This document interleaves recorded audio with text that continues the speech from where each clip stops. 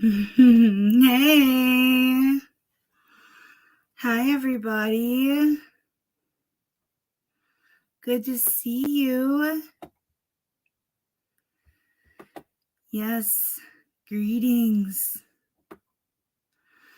I am really... Whoops, hold up. Oh, I always forget to turn the volume down on that. Hi, much love. So, happy Armistice Day, also known as Veterans Day. The ending of World War I, and actually the ending of the war to end all wars. It's too bad that couldn't have been a reality, but here we are. So, yes, I set up the pet cam. My daughter is off with her father this weekend, so I am allowed in my room.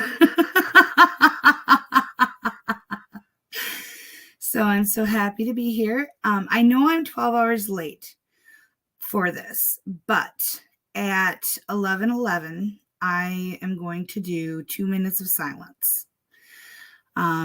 Just a moment of reflection and a pause to thank those who gave all and fought, for our freedom. So, I know that's done the 11th hour of the 11th day, but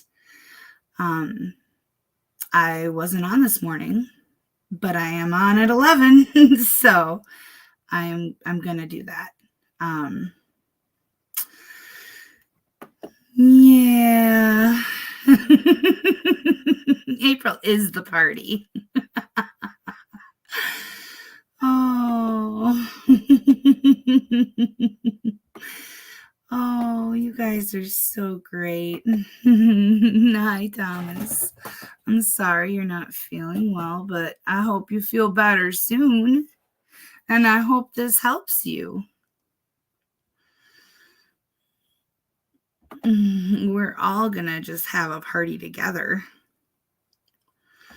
Hi. And I don't know if you can see, but little Mr. Billy O.T., he is on the bed. He is sleeping there. So I do technically have a pet on the pet cam right now. So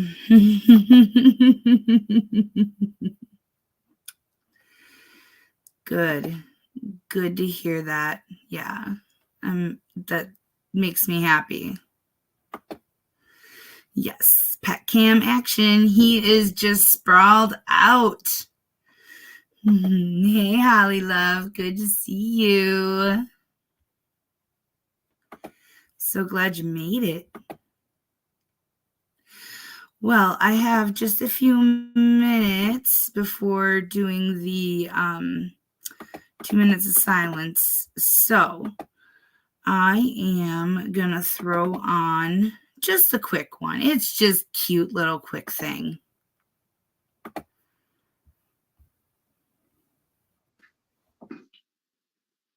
All right, sir. Do you admit that you violated those terms and conditions of probation? Yes, Your Honor.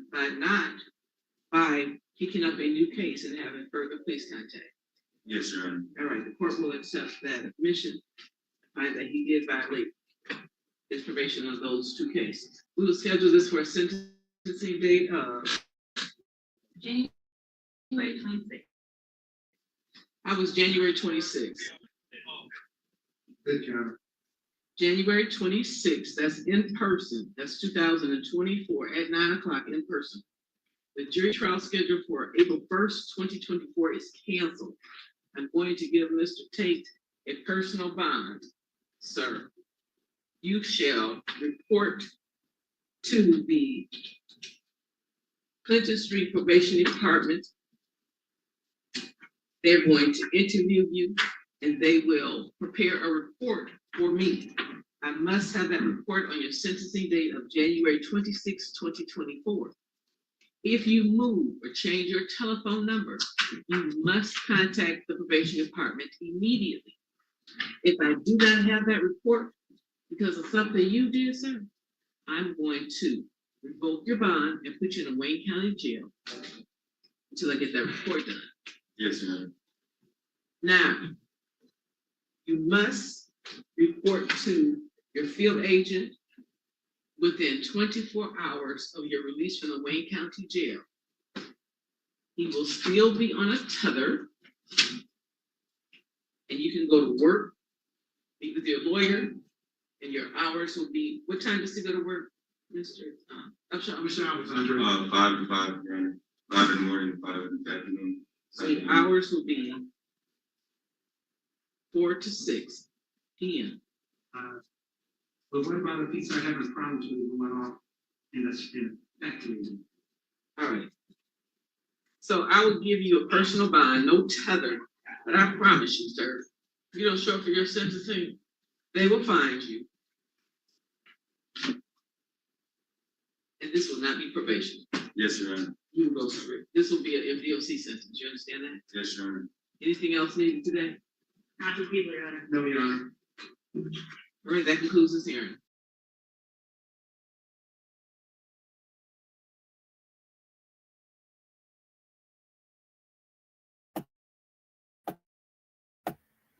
Whoopsies, I was muted. She means business. I wouldn't test her.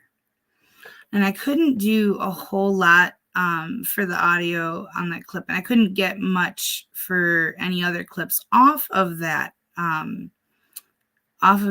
docket because there was a weird, almost like a beeping or a hum or something going on in the background. But I did manage to get that out of there. And I thought that was so cute.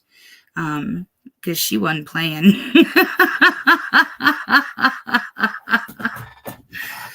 Oh, yeah, you guys, I don't know, maybe just refresh it. I don't know why there's missing likes. I don't know who would do that to us. Yeah, if you could like it, and like I said last night, if you happen to know of any other insomniac types who might enjoy the peace and company and the love that we have here, just share it with the group and send them on over this way. Because there's nothing that we like more than more friends. Oh, it looks like Billy rolled over. You just wait. I have one left of his favorite. He loves the salmon, y'all. That's his. Yup, buddy. All right, we got 2 more minutes, and then we do the 2 minutes of silence. So, yes. Wrong bed, Billy. Hi, Shane. Good to see you. I'm so happy you made it.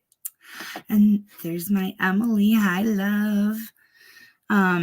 Shane, you weren't in here when I announced it, but at 11:11, I'm going to do 2 minutes of silence for Armistice Day. I know I'm 12 hours late, but I didn't stream this morning, so I'm going to do it now. In 2 minutes. To honor the veterans. It's just a reflection on what they gave and a moment to be grateful. So, hey, Paula, great to see you. So happy you made it.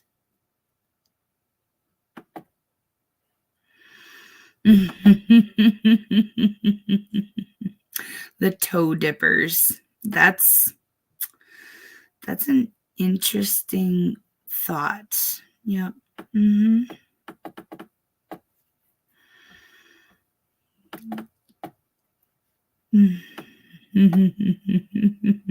I just love how welcoming all of you are. You guys are, you really are the best. Absolutely the best. And Michelle Moreland, you are always the biggest cheerleader for saying hi to everybody. You're great. Absolutely brilliant. And I appreciate you so much. Oh, okay, guys. It's 11:11.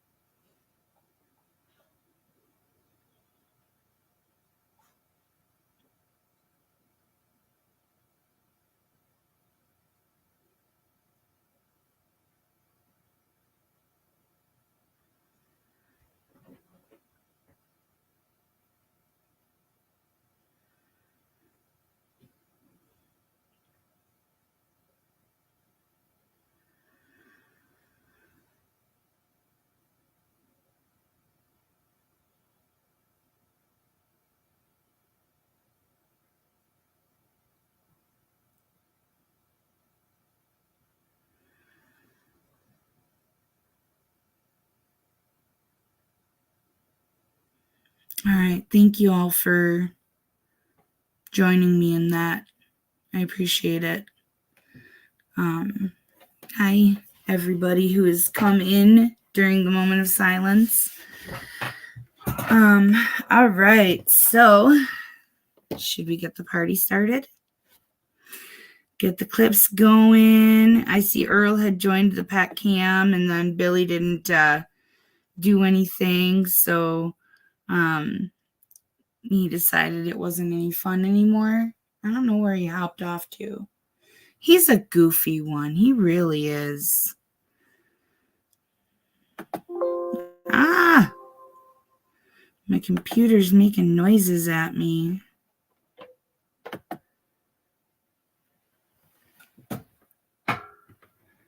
Oh, found Earl.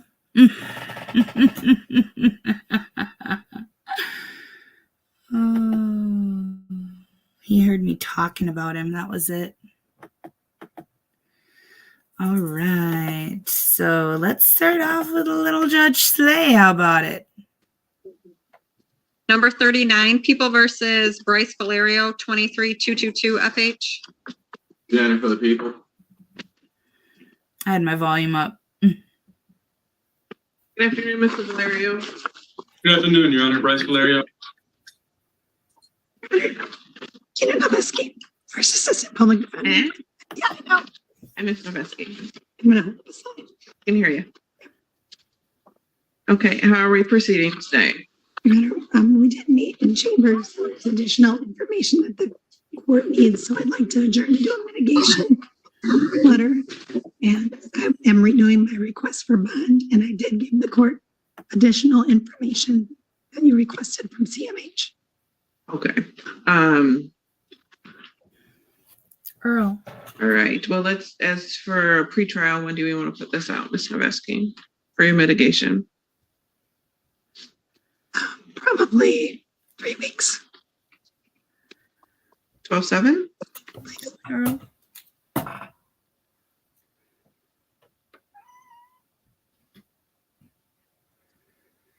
And I've heard your bond arguments, Mr. Danner, in light of the information that was shared by Ms. Noveski today in chambers. Do you have additional information for bond?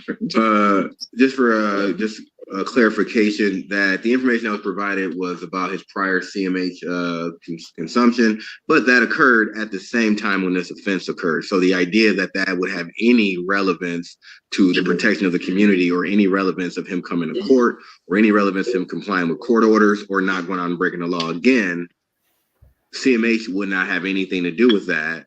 Just like when his other offense, that because he was out and then got placed back into custody, Well, CMH was there as well. The alleged date of offense for this one, if I have it right, is January 29th of 2023, and he did not end up with a caseworker until March.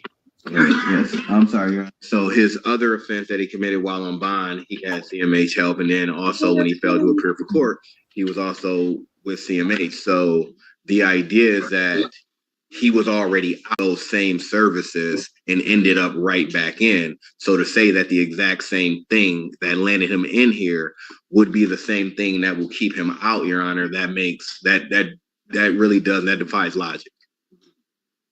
It was additional information that the court wanted me to verify, and I was able to verify it with the steward from the jail. He's an active participant with CMH.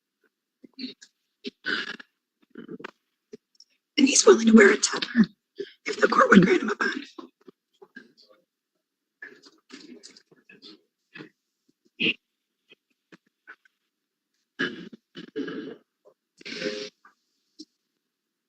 One second, I want to read one thing real quick.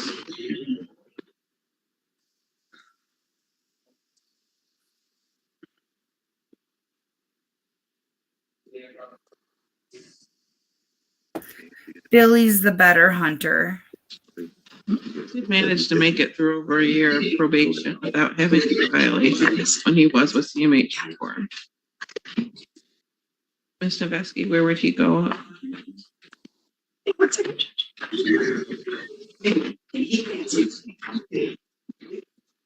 Mr. Valerio.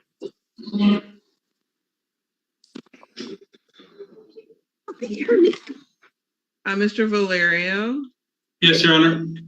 where would you live? And you don't have to say the exact address, but with whom would you live if you were released? I will be living with my foster parent, and he's agreed to allow me to stay back in my old room. Ms. Noveski, has that been verified? I have not contacted his foster parent, Judge, but I certainly can. Okay. I'm gonna allow Ms. Noveski to check in on that to verify it. I would make a modification to this ex parte, provided I can do a home confinement order.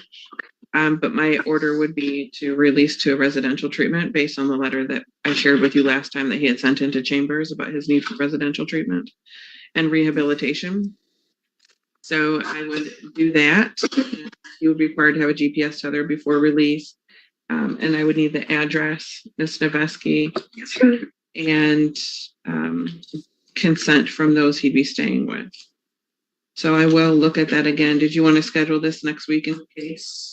Or I don't think you're here next week. Wait, no, you are here next I am here next week. You are, yes. I thought the court said that the court would, if I it will would verify if he had know an if ex we want a parte. status conference or not. Yeah, you just send it if that's the case. I can send it in. Okay, I'll send it in and then I will do it that way then. So your bond will stay as is for right now, Mr. Valerio, and I'm waiting on additional information from your attorney.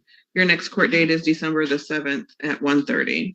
Can I ask a quick question, Your Honor? Yes. So I was a little confused by what you said. Were you saying another date would be set in a week? No, if Ms. Noveski can come up with the information that I need, she's going to send it to my chambers and I'll take a look at it without having to bring you back to court. Okay. Okay.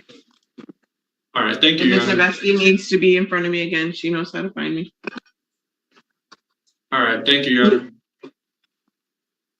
Number 40, People versus Corey Weaver, 23135 F8. Do that for the people. Mr. Weaver, he's making his way to the podium.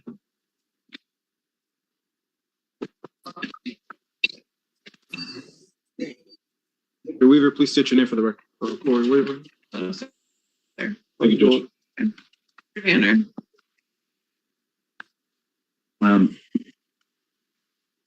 Your Honor, in this matter, people have made an offer, and Mr. Weaver could plead guilty to count 1, dismissal of count 2, 3, and 4, with a sentence agreement to the middle range of his guidelines.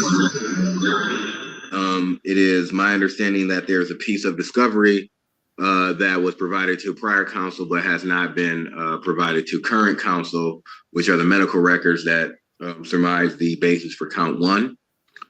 So it's my understanding, I have informed defense counsel that I will get that over to him via email. And then also that I would endeavor to make to inform the court or to get information for the court in regards to the further extent of the injuries outside of what those initial injuries are, such as the change to lifestyle and things of that nature. That's correct. As the court is aware, we engage in extensive discussions in chambers collectively. So I will await the medical records. My request today is a continuance of the COPS conference. I also intend to submit some supplemental documentation to the court, mainly AA certificates and things of that nature. And at the end, Judge, I would also like to address the issue of bond twofold. I can do that now, Your Honor. Okay. With respect to the AA, my client has advised me it may be easier that the court order AA as part of his bond conditions so that he could be referred to the Community Correction Center and they could help him set up the weekly meetings and have a sponsor ready to take on. I don't understand that. I don't understand why you would have to ask for that to be a court order. That's the defendant asking for the judge to put that as a court order that he attend AA. He's saying it so that he can get additional services, but AA you just walk into and you say, my name is so-and-so and I'm an alcoholic, and immediately you have all of the services that you need. They'll set you up with a sponsor. Yeah. I don't understand why he's not proactive enough within himself to be able to do that without a judge's order. If he really wanted to do it, he could have done it. Could have done it probably for years. Hi, Iris. You just missed Earl on the pet cam. Yeah, but, some people, I guess, the addiction is strong enough that, that they just don't have it in them to make that step without being compelled by the court. Yeah.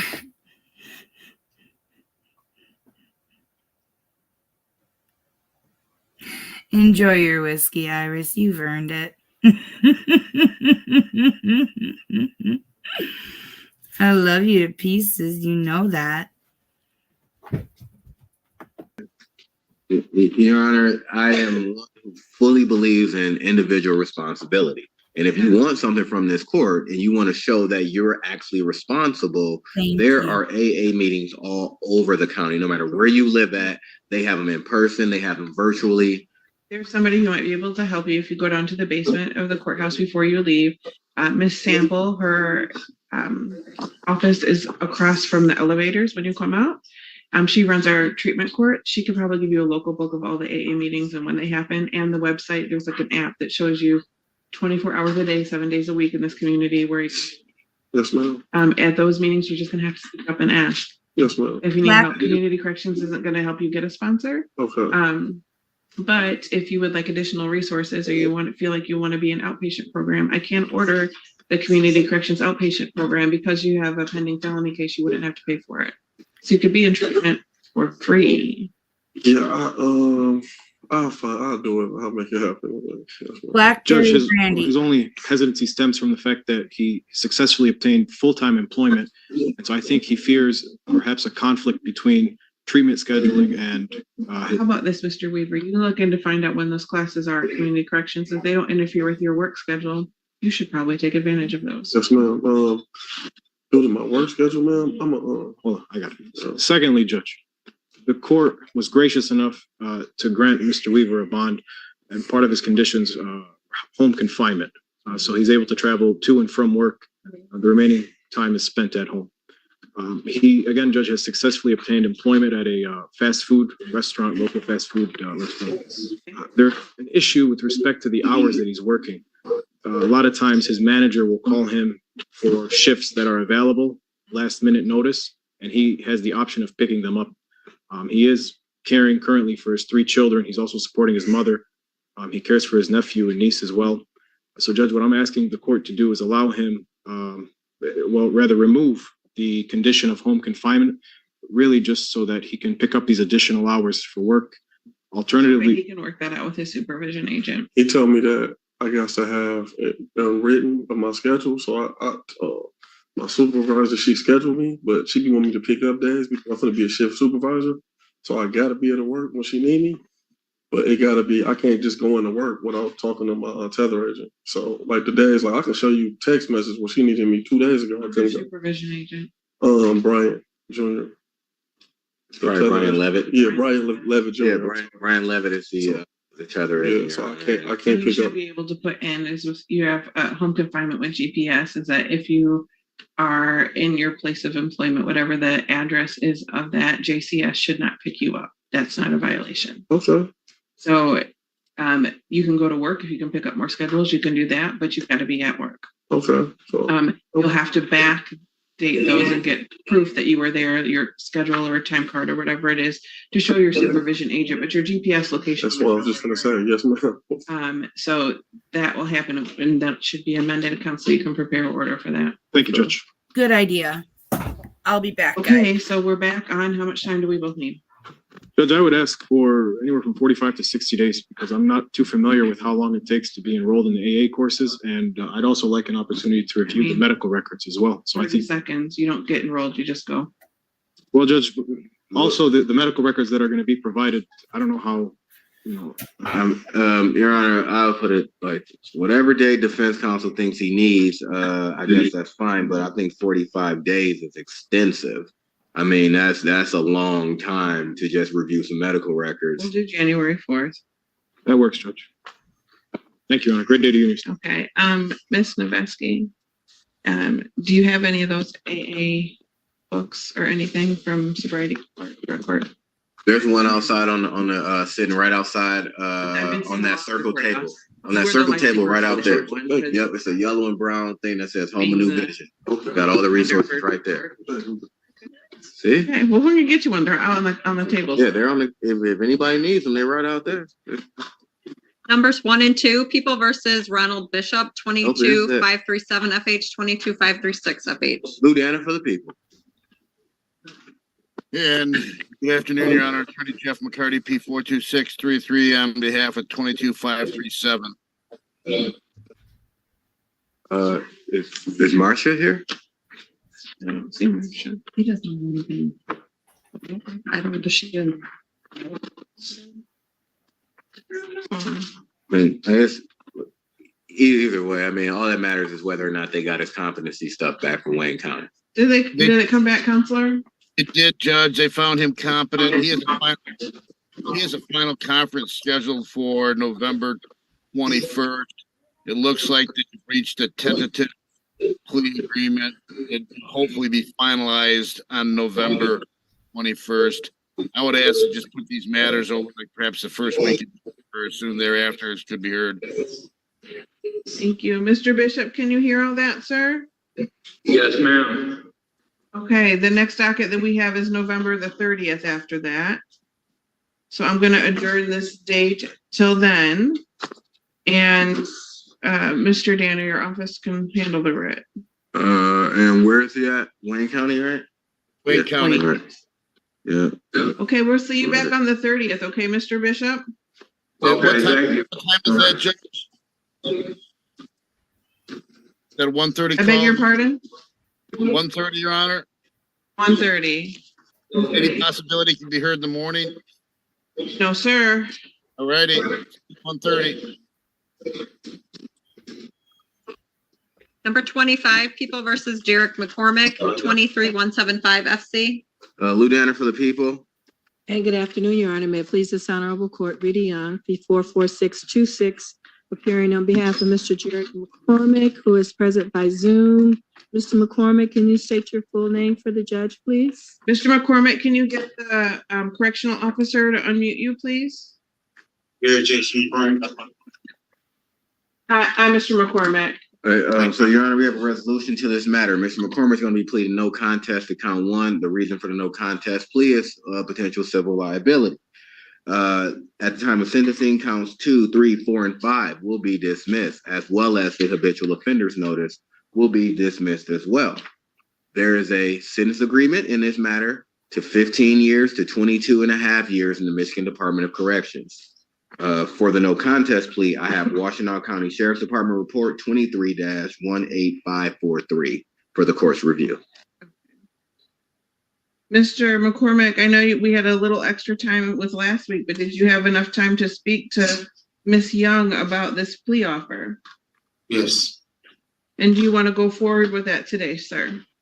Yes. Okay, let's get you sworn in. I'll take Mr. Danner. Can you raise your right hand, please? Do you swear or affirm that the testimony you're about to give will be the truth, the whole truth, and nothing but the truth? Yes. Put a little thing here so I don't lose it. Okay. You understand, you can put your hand down, Mr. McCormick. Do you understand that if you plead no contest, which I understand you're asking for civil liability purposes, that it's treated the same way as a guilty plea, meaning I'm going to make a finding of guilt, but instead of you telling me about what's been alleged, I'm going to read about it in a police report. Do you understand that? Yes, Your Honor. Okay. Do you understand that you have a sentence agreement with the people? That's the prosecutor. It's not a sentence agreement with me.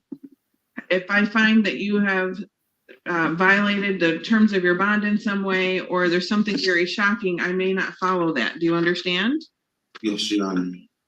Okay. Are you currently on probation or parole? No, Your Honor. Okay. Other than what's been said on the record today, has anyone promised you anything to get you to plead no contest? No. Has anyone threatened you to get you to plead no contest? No. Okay. The offense for which you would be accepting responsibility, count 1, would be assault with intent to murder, which is a life offense or any number of years. But the prosecutor has made an agreement that your sentence would be 15 years to 22.5 years. Do you understand that? Yes, Your Honor. And Judge, just for clarification, that's the minimum is 15 and the maximum is 22 and a half years, correct? And they would also dismiss the habitual offender notice. Yes. Do you understand that? Yes, Your Honor. Okay. Do you understand if I accept your plea today, you're not going to have a trial of any kind, and you'd be giving up the rights you would have had if you went to trial? Yes. Okay. Those specifically are the right to be tried by a jury, to be presumed innocent until proven guilty, to have the prosecutor, not Mr. Danner, but somebody else, prove beyond a reasonable doubt that you are guilty, to have witnesses appear against you at trial, and to have your attorney, Ms. Young, examine and cross-examine those witnesses, to have the court order any witnesses for you that you need for your defense at trial, the right to remain silent because you don't have to testify and I wouldn't use your silence against you, or to testify if you wanted to do so. Do you understand you're giving up all of those rights, sir? Yes, Your Honor.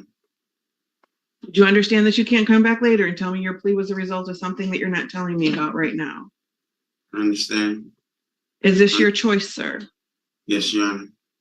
Okay. Do you understand that if I accept your plea, you don't have an automatic right to withdraw it? That is, you'd have to ask a higher court, potentially the Court of Appeals, for permission to take your case. They may say yes, they may say no. In any event, it's not automatic that you could just withdraw your plea.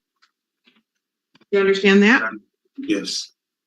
Okay. And lastly, if you're not a citizen of the United States, the federal government can take action against you following a no contest plea that includes deportation. Do you understand? Yes. In file 23-175 FC to the count of assault with intent to murder, how do you plead, sir? Guilty. Or no contest? Is that what you're pleading? No Okay, contest. no contest. And I've been offered for the factual basis, Sheriff's Report 23-18543. This is what counselors believe I can find the factual basis inside. Yes, Your Honor. Yes, Your Honor. I believe the highlighted portion of the page selected would suffice. Satisfy the factual basis is in this recorder. Counselor is satisfied I've complied with the court rule in the taking of this plea under 6302. Thank you. Yes, Your Honor. Yes, Your Honor. Okay, I do find the plea was made knowingly, understandingly, voluntarily, and accurately made. Would you like to be present for the plea? No, Your Honor. Okay.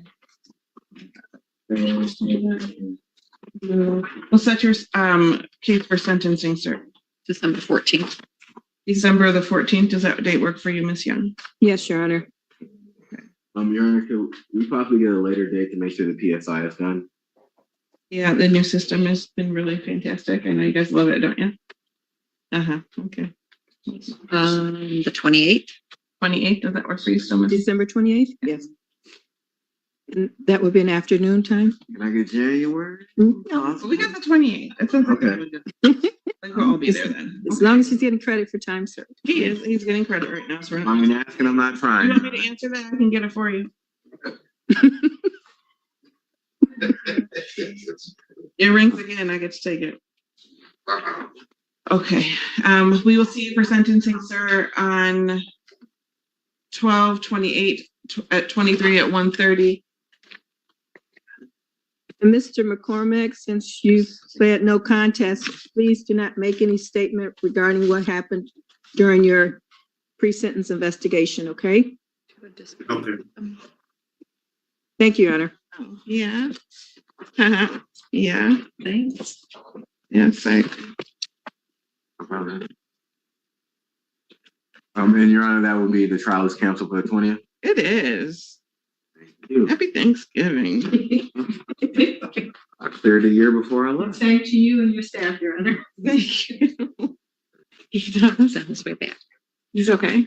He does. It's texting, so it must be alive. Okay. Recall number 27, People versus Ahmed Mohammed, 16231 FH. Okay. For the record, Your Honor, Aaron Ingber on behalf of the defendant, who's present by Zoom. Good afternoon, Your Honor. Christina Hines for the people. Mr. Stubs. Okay, Mr. Mohammed, can you hear me okay? Yes, Your Honorable. I can hear you pretty well.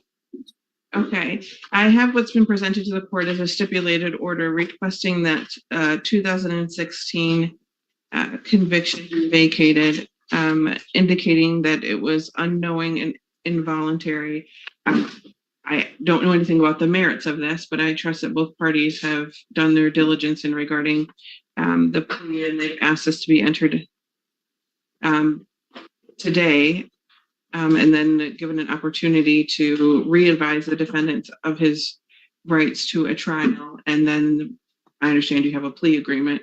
Ms. Hines, could you proffer to the court, though, if you've complied with the Crime Victims' Rights Act in terms of sentencing? If you did not, I can't proceed with immediate sentencing today.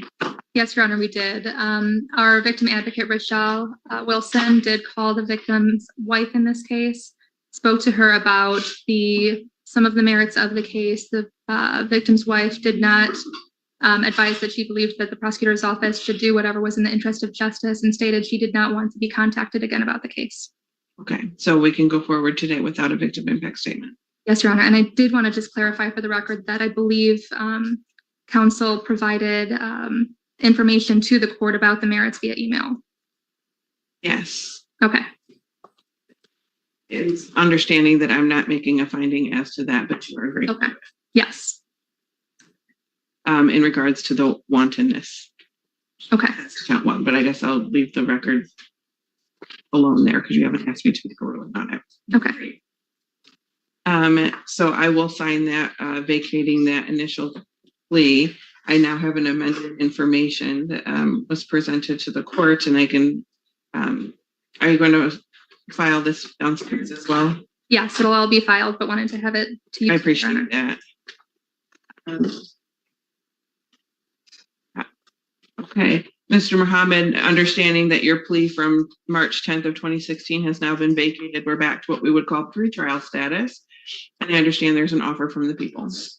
Yes, Your Honor. That is one count 3 of disorderly conduct. And I believe that counsel is going to have the factual basis placed on the record. Okay. Yes, Your Honor. Do you want to swear the defendant though? Yes. And when you're going to go over, he has to go through all of his rights. Okay, Mr. Mohammed, we're going to get you sworn in. Yes. Can you Your raise your Honor. right hand, please? Yes, Do you swear or affirm that the testimony you're about to give will be the truth, the whole truth, and nothing but the truth? I do. Okay. Is there any outstanding restitution? No, that has all been set. All of the fees and costs and everything were already done. Absolutely. And there was also time served on this case. Mr. Mohammed, have you had enough time to speak to your attorney now that we're back at pretrial status about the offer that has been presented by the people, which is to plead guilty to an added count 3 of disorderly person? Yes, Your Honorable. Okay, it does carry a maximum penalty of 90 days and or $500. Do you understand that? Yes, Your Honorable. Okay. Other than what's been stated here in court today, has anyone promised you to get you to accept responsibility by pleading today? Absolutely not. Okay, has anyone threatened you to get you to do this? Absolutely not, Your Honor. At the time of this offense back in 2015, were you on probation or parole? No, Your Honorable. Okay. And we did cover the maximum penalty. Do you understand that if you plead today, you'll not have a trial of any kind regarding the added count 3 or the initial charge, which is still on the table? The initial 2 charges? The initial 2 charges that are still on the table.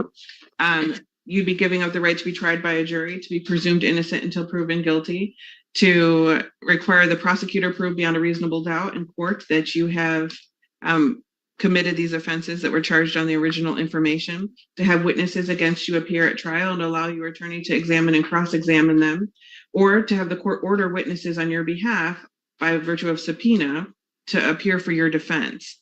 You'd also be giving up the right to remain silent because you don't have to say anything, and I would not use your silence against you, or to testify on your own behalf if you wanted to. Do you understand you'd be giving up all of those rights today? Yes, Your Honorable. Yes. Okay. Do you understand that if I accept your plea today, you can't come back at a later basis and say that this was not of your choosing or that you want to withdraw your plea? Yes, Your Honorable. As a matter of fact, your plea withdrawal would not be automatic. You could have to go to a higher court, potentially, including the Court of Appeals. They may say yes, they may say no, but your plea cannot be automatically withdrawn. There's a process. Do you understand that? Yes, Your Honorable. I do understand that. Okay. Do you understand that if you're not a citizen of the United States, the federal government can take action against you in your immigration status that can include deportation? Yes, Your Honorable. Yes. Okay. All right. Let's see. And we are pleading. So in file 16231 FH to the amended count 3 of disorderly person drunk, which carries a penalty of 90 days and or $500. The PAT code, Andrea, is 750-167. How do you plead, sir? I plead guilty, Your Honorable. Okay. On or about December 28th of 2015 in the city of Ann Arbor, County of Washtenaw, State of Michigan, at the area of Washtenaw Avenue in Brockman, what did you do that makes you think that you're guilty of being a disorderly person and intoxicated? Your Honorable, I wasn't in the right state of mind, causing public disturbance to the community of Ann Arbor. So you want to voir dire? Yes, Your Honor. Mr. Mohammed, on October 28th, 2015, were you in the county of Washtenaw? Yes. And did you have alcohol to drink that night? Yes. And were you intoxicated in a public place? Yes. And did you act in a way that caused public disturbance? Yes. I believe that satisfies the factual basis, Madam Prosecutor. The people are satisfied. Counselors satisfied I've complied with the court rule under 6302. Yes, Your Honor. Yes, Your Honor. Okay, I do find the plea was made knowingly, understandingly, voluntarily, and accurately made. I can go ahead with immediate sentencing. Is there anything from people? No, Your Honor. I understand that victim impact statement as to counts 1 and 2 will be declined. Counselor, to you. Yes, Your Honor. My client back then acted in a way that was not his normal self. He served, after he pled guilty, he served 10 months in jail, 2.5 years of probation. Since he's been off probation, he's had a very productive life. He's graduated from U of M. He's had jobs at some of the biggest companies. He worked for Google. I believe he was in information technology. He's had several jobs. He's currently working. I don't believe there's any chance of this ever happening again. And I would like the court to, just leave it to fines and costs. Mr. Mohammed, you get the last word, sir. Yes, Your Honorable. October 28th, 2015 was a tragic event, and I've been coping with that for the past 6-7 years. And I feel like I've gotten better at making better decisions in my life. I've gotten better at my career. So putting this in front of me and to take care of it in the most natural cause, I feel like would help me better in moving forward with my family future, and also to avoid other stipulations that might come about with respect to immigration. So I hope that you see that I did my time, I did my due diligence, and I'm here to move forward with my life, Your Honorable. Mr. Mohammed, I do understand that you have had the opportunity and the luxury of moving on, but I hope, are not going to forget that there's somebody because of your actions who did not. Absolutely. And that family is forever changed. And I appreciate the fact that you have become a productive member of society. And I think that one of the things that you can do in terms of making amends is to stay on this path that you have been on after this incident. Not just because that's what you should be doing, but for respect for the life that was lost.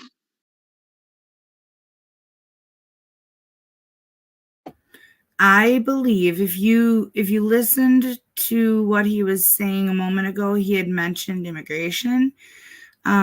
It could be something to do with wherever he immigrated from. If you listen to the court's like where the no cutting of trees came from, India, I believe. But if you listen to those, and if you look at the live stream thumbnail that they put up, they say honorable. So I'm thinking that it's from wherever he immigrated from. Correct, Your Honorable. Absolutely. I'm happy to hear that things have been going well for you, but it should not be lost on you or to anyone that this was way more serious than count 3. Absolutely. But I understand in the interest of justice why the people have made this motion and have agreed to it by stipulation. You've already paid your fines and costs, but I do have to assess a mandatory state cost as to count 3, which is $50. That's immediately. Okay. Counselor, will you give him his appellate rights? You can find a copy in the podium if you need to. Mr. Mohammed, your attorney is going to give you your appellate rights form. If you would like to appeal your sentence, you can. If you'd like the assistance of counsel in doing so, you may also do that, but you must make that request in writing within 42 days of today's date. That's what I'm thinking. Understood, Your Honorable. Absolutely. Okay. Thank you. Thank you. Thank you, Your Honor. I'll make the notes later as well. He's not being disrespectful, though. Number 36, People versus Alex Stubs, 23641 FH. Lou Danner for the people. Mr. Garrett? All right, yeah. Sat there for 2.5 hours and just locked up. Yeah, he just started. He's not going to get one of them kind of gifts. I remember that age. I thought he was going to make an age crack there. He didn't, to his credit. Of course not. I appreciate you. Dan Garrett on behalf of Alex Stubbs. Alec, can you unmute and identify yourself? I think the plea was that he had served the 10 months. It got pled down. It got pled down a lot to save his immigration status, mostly because he is a big name working for Google and other very important companies. So because he has high status, they reduced the charge. This is Alec Christian Stubs. Hello, Mr. Stubs. Good afternoon. Your Honor, Good afternoon. I believe we got a deal here. So, what I believe is going to happen is that Mr. Stubbs is going to enter a plea of either guilty or no contest. If it's no contest, it will be due to lack of recall due to intoxication. But he may be able to figure out the basis for the guilty plea. I'll let Mr. Guerin decide that one. But it's going to be a plea to count 1. And then in addition, there will be a plea to the added count 3 of attempted resisting and obstructing a police officer. It is the same pack code for count 2, except for there's a dash A for attempt. And then, so the maximum penalty for that new offense, that is the attempted R&O, Your Honor, that would be a 1-year misdemeanor with a maximum fine of $1,000 plus court costs. In this case, there is a sentence agreement, if the court is willing to accept it, to the minimum jail sentence required for count 1, which is 30 days, as well as followed by probation. He looks It's my understanding that he will be serving more than 30 days because he will be serving time on another offense. And I have a note written to myself in caps saying no Cobb's to minimum, but I understand you have a sentence agreement, which I don't know if I'll follow. I'd have to have additional information. Understanding that, Your Honor, if you want an adjournment for that or anything. I love that. I understand you have an agreement. I don't know if I'm going to follow it. I really, really like Judge Slay. Like that, I am, If I could jump in, Your Honor, of course, that's a correct statement of the agreement. He will be pleading guilty. Alec count 2 is a misdemeanor. You'll be admitting to attempted R&O. And Your Honor, I don't know if Your Honor amended the bond last time on a request. I think you did. If not, we'll be asking you to amend it to a PR bond. He's still got another week or so on his underlying sentence. But other than that, he is ready to plead guilty this afternoon, Your Honor. You just feel that way because he's cute. That PR would be with Scram. Absolutely, yes.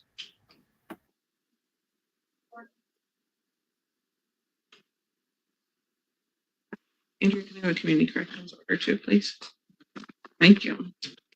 Okay, Mr. Stubbs, have you had enough time to speak to Mr. Guerin about the offer? Yes. Okay, and is it your intention to resolve this with a plea of Mr. Guerin, no contest or guilty? It's guilty, Your Honor. A plea of guilty, sir? Yes, Your Honor. Okay, let's get you sworn in. Can you raise your right hand, please? Do you swear or affirm that the testimony you're about to give will be the truth, the whole truth, and nothing but the truth? Yes.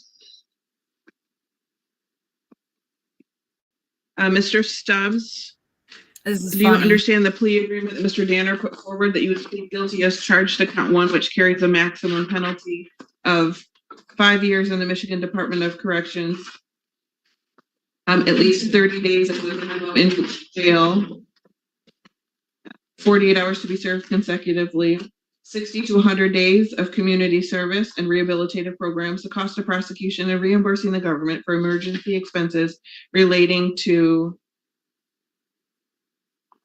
your arrest in that matter. Do you understand that? Yes, Your Honor.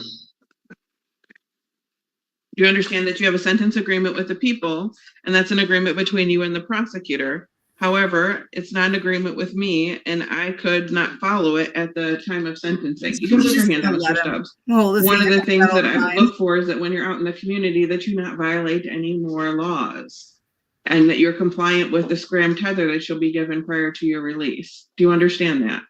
Yes, Your Honor. If you're not, I guarantee you I will not follow that sentence agreement. Do you understand? Yes. Okay. Are you currently on probation or parole? Yes. He is, Your Honor. Is he under sentence right now, or is he, Bit of a trick question. He's okay. He's serving a sentence for a probation violation, so he's no longer on probation, but he was also on probation in Wayne County at the time, but I think he's already been violated for that. Thank you for because of this out. arrest. But he was technically on probation. So you were on probation at the time. Have you had enough time to talk to Mr. Guerin about the consequences and how these pleas to these two new charges could affect probation in other courts? Yes. Okay. And you still want to proceed knowing that? Yes, Your Honor. Okay. Count 3, which would be added, also carries a penalty of 1 year and or $1,000. That's the attempted R&O. Do you understand that? Yes. Don't do it, If you Iris. plead guilty today, you're not going to have a trial of any kind, and you'd be giving up the rights that you would have had if you went to trial. It's the right to be tried by a jury, the right to presumed innocent until proven guilty, to have the prosecutor, not Mr. Danner, prove beyond a reasonable doubt that you are guilty, to have the witnesses against you appear at trial and allow Mr. Guerin to examine and cross-examine those witnesses on your behalf, to have the court order any witnesses that you would need for your defense to appear at trial by subpoena, or to remain silent, and you don't have to testify, and I would not use that silence against you, or to testify at the trial if you wanted to. Do you understand by pleading guilty, you give all those up today? Yes, Your Honor. Has anyone promised you anything or threatened you to get you to plead guilty? No. Other than what's been stated on the record, is there anything else that you want to tell me about this plea? Because you can't come back later and tell me you forgot to tell me something. No. Counselors confirm no other threats or promises. No threats or promises. Confirmed, Your Honor. Okay. Do you understand that if you want to withdraw your plea, it's not automatic? You might have to ask the Court of Appeals for permission. They may say yes, they may say no, but it's not an automatic process. Do you understand that? Yes, Your Honor. Do you understand if you're not a citizen of the United States, the federal government can take action against you following a plea that could include deportation? Yes. Okay. In file 23641, to count 3 operating while intoxicated, third offense, and an added count 3 of attempted R&O, how do you plead, sir? Guilty. On or about 5/6 of 2023, in the area of 903 Dewey in the city of Ann Arbor, county of Washington, state of Michigan, what did you do that makes you think that you are guilty of, we'll start with count 1, operating while intoxicated. If you want to voir dire, you can, Mr. Sure. Alec, on that date, as the judge just mentioned, were you driving a motor vehicle? Yes, I was. Prior to doing so, were you drinking alcohol? Yes, I was. You tell the judge what you recall drinking that night or that day? I had a few margaritas. And they had alcohol in the margaritas, correct? Yes. And did you attempt to get pulled over by the police? Yes. And did you run from the police knowing that it was the police and that they were attempting to pull you over? Yes. Do you agree that you were intoxicated from those margaritas? Yes, I was. And do you agree that your blood came back at a 0.168 and have no reason to dispute that? Yes. Yeah, well, that cute little baby, little brat, young and looking fool, put hundreds of lives at risk by drunk running from the cops. Stupid. Dumb. Why? And his blood alcohol level was 2 times the legal limit.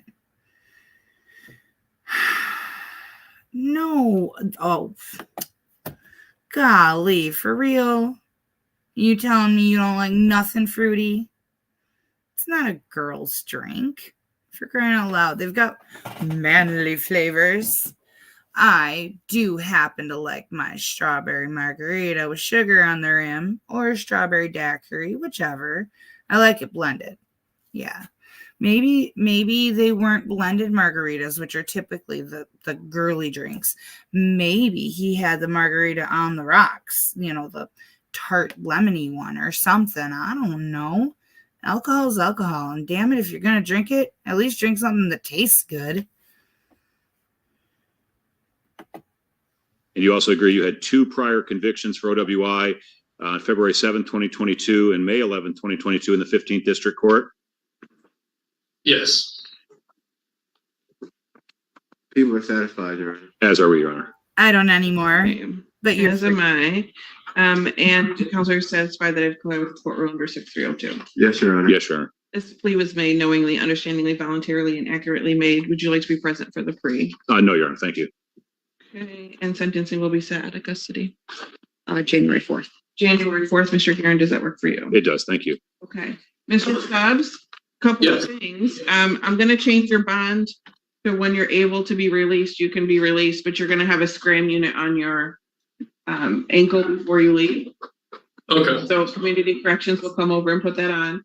As soon as you're out, which I think is like in about a week, you need to make an appointment with probation, make and keep that appointment as condition of your bond. Do you understand that?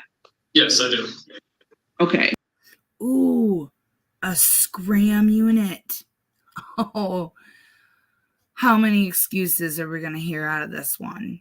I suspect we're going to be seeing him back in the Michigan courts, going back through it because violations. But they're going to be violations like, oh, I accidentally spilled rubbing alcohol on it when I was cleaning a cut on my arm. You know, stuff like that. I betcha. He doesn't look like the I'm just gonna comply with the court's order type. I hope he does for his sake, because he's too young to be starting off on this path, and he's gonna screw his whole dang life up. But he just doesn't look the type to just follow orders. He looks like he wants to rebel because, you know, it looks cooler. And we'll see you back at sentencing. It's in person downtown, 1/4/2024 at 1:30, sir. Okay, sounds good. Okay. Aaron. Thank you, Your Honorable. Have a good day. I knew someone was going to say that. I was waiting for it. It was coming. Leave it to Garen. Okay. Numbers. Today, right? Numbers 15 and 16, People versus Robert Garlick, 21302 FH, 21303 FH. Lou Danner for the people. Ron Mr. Brown Garlick. appearing on behalf of Mr. Garlick. What? My man, Ron Brown. Ron Brown. You came for my last day, man. Appreciate Mr. you. Brown, it's been a long time since you have graced this court. And where have you been? I was studying the law books because I got to be sharp when I'm in front of Judge Slate. Okay. All right. Mr. Garlick, can you hear us okay, sir? Michelle, thank you for coming out tonight. I love you to pieces, and I appreciate all you did to try to remind people to hit the like button and share it. You are amazing, and I really hope you kick that C word. Much love. Yes, ma'am. Okay. All right. Well, how are we proceeding today? My information is Mr. Garlick will admit the probation violation of having contact in violation. Okay. We had a couple of different conversations about this case regarding what sentence would look like. And I'm going to just say where everybody's at. Okay. So we can put it all out there because, as Mr. Brown will tell you, I will show you all my cards. The public defender has been lobbying for a sentence of 29 months on the bottom to Department of Corrections.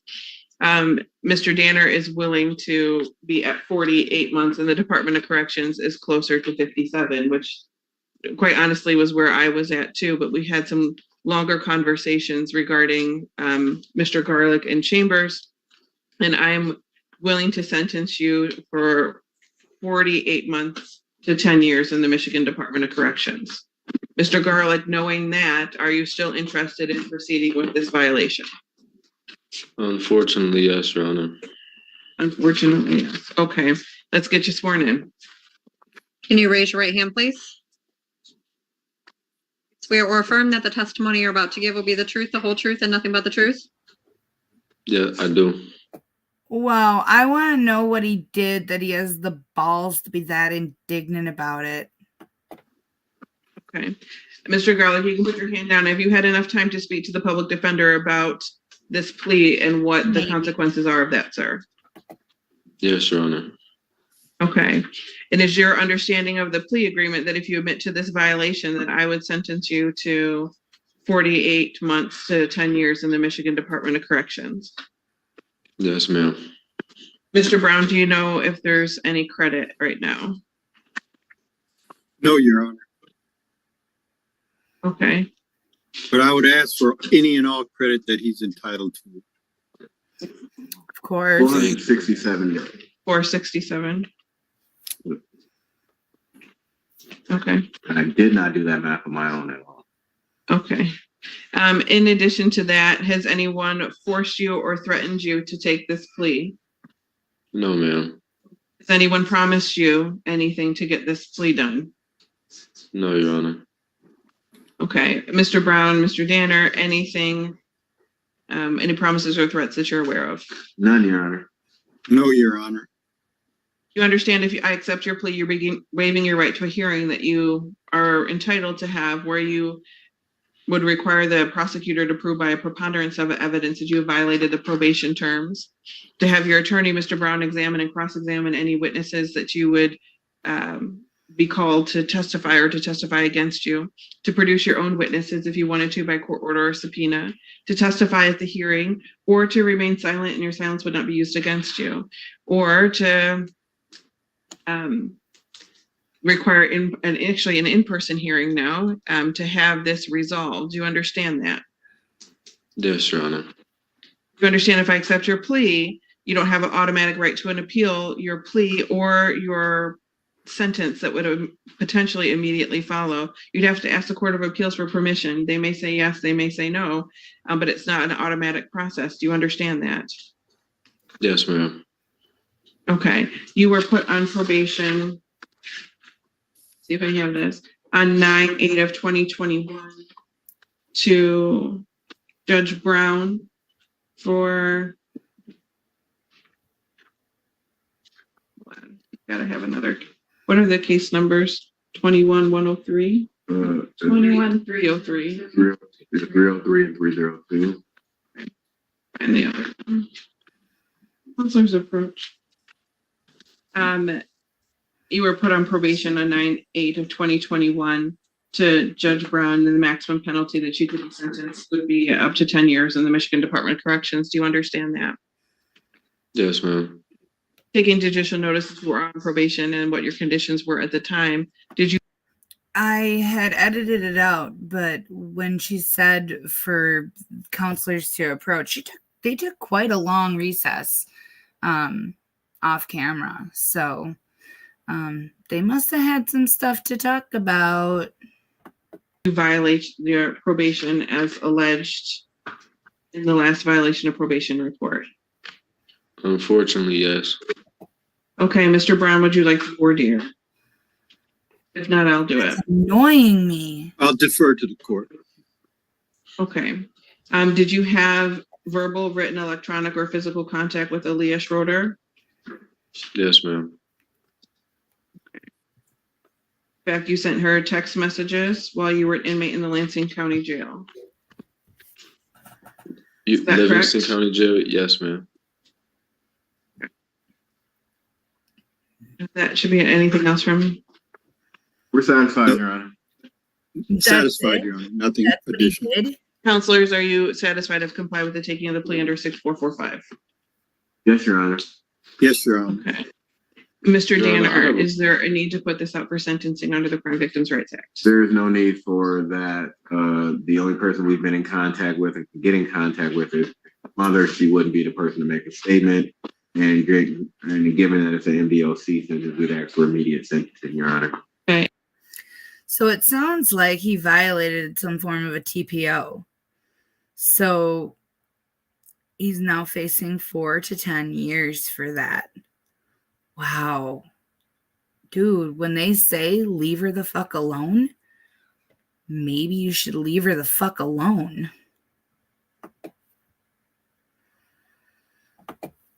In addition to that, I'm gonna look real quick.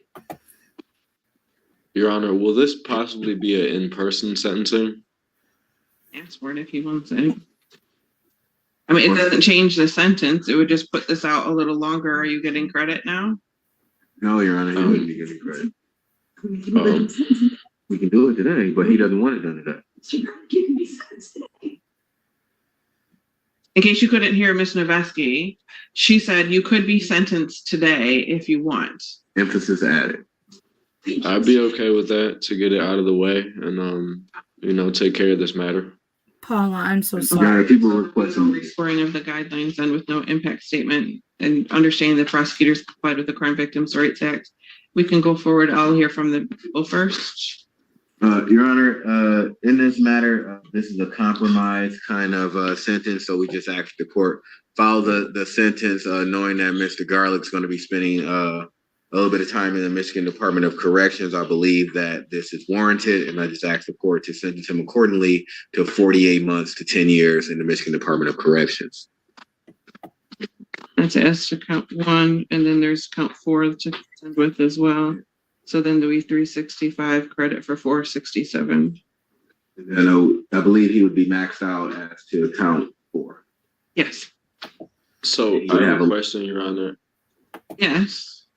How does that work in terms of, like, I know I'll be switching from probation to parole, but this is my first time doing that. So am I going to still be on probation for the count that the violation, that charge? Or how does that work? Once the parole board deems it's appropriate for you to release, you'll release to parole and you won't be on probation anymore.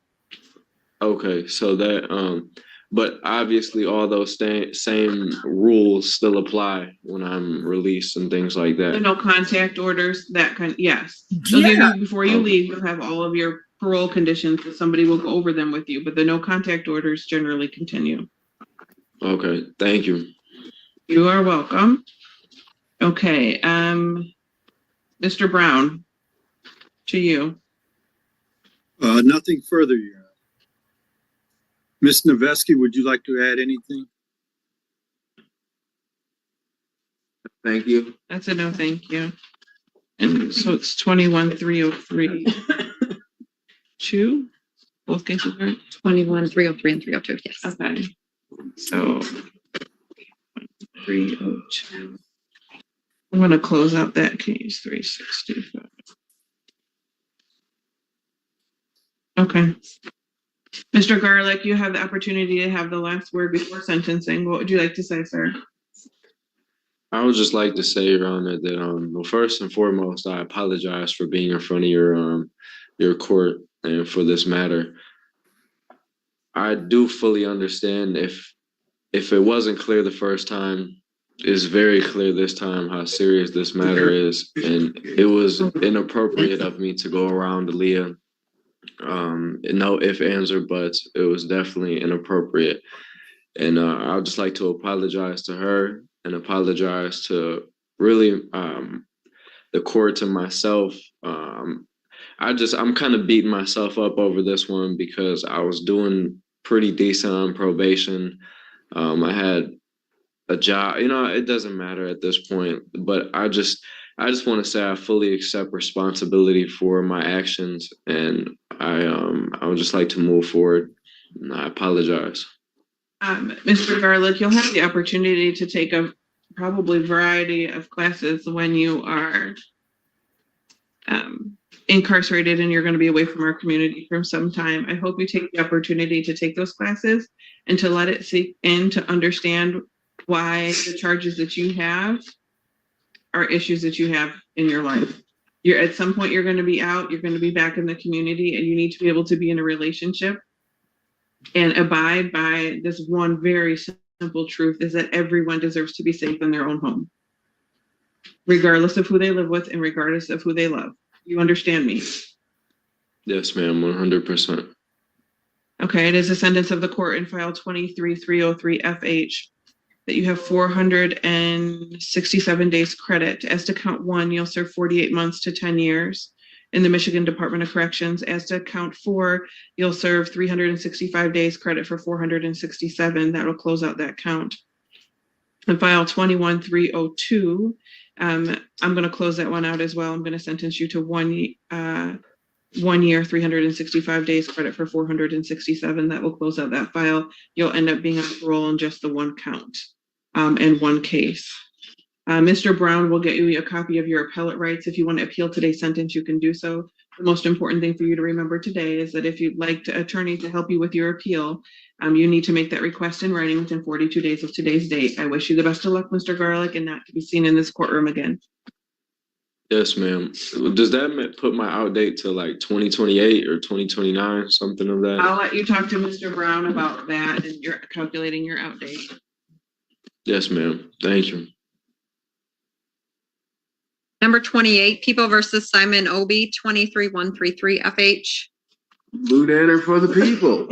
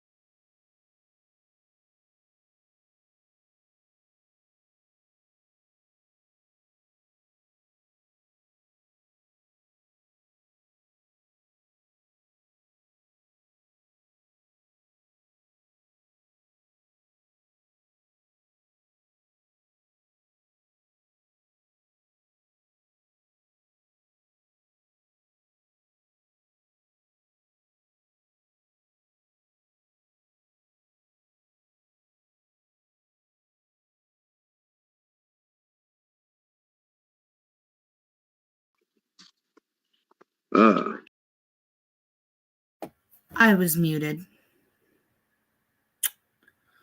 Oh my goodness.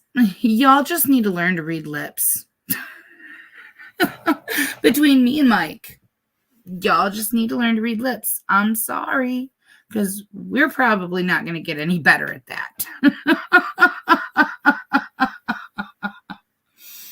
Okay, so what I said was, for all of the defendants that I see come through the courts and not give any apology when they give their closing statement, at least he gave an apology. Part of his apology may have been, I'm sorry I got caught, as you were saying, but at least he apologized. And I hope he is beating himself up. He may need to. But he's got 4 to 10 years to think about that. But I hope his victim, I hope she's able to live the rest of her life in peace. She'll at least have 4 to 10 years being able to live in peace, hopefully. But I do want to give him credit that at least there was an apology, because all too often there isn't one of any sort, and it's poor me, poor me. So just had to say that. Your Honor, I had a conversation with defense counsel David Burgess. Okay. When I spoke with Mr. Burgess in regards to, there are 3 matters in which he has on this court. He emailed me about Woolery, Obi, and Pollard. Requesting, because we could not come up with an agreement as of yet, to have these cases adjourned. I informed him that he had permission to sign my name to all of those steps. It is my understanding that he only sent in 1 step for one of his clients adverse to 3 steps for all 3 of his clients. So I believe that would include Mr. Obi, who is right here, Mr. Woolery, who we got received one for, and Mr. Pollard, who may be up later. What was the date it was supposed to be set on? It was... No, sorry guys. That's where it got cut. Yeah, Lisa, my phone autocorrects stuff that it doesn't need to. No, I meant to say what I typed, and it'll autocorrect it.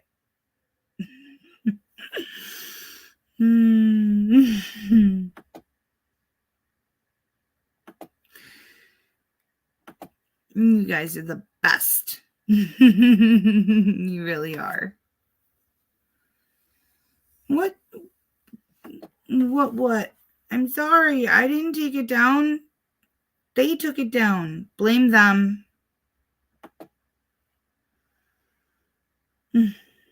But I've got more. Don't worry. I've got lots more. Ever since Lone Wolf Soul taught me how to use CapCut, I'm able to edit way more, way faster. And yeah, you guys get to be the beneficiaries of that.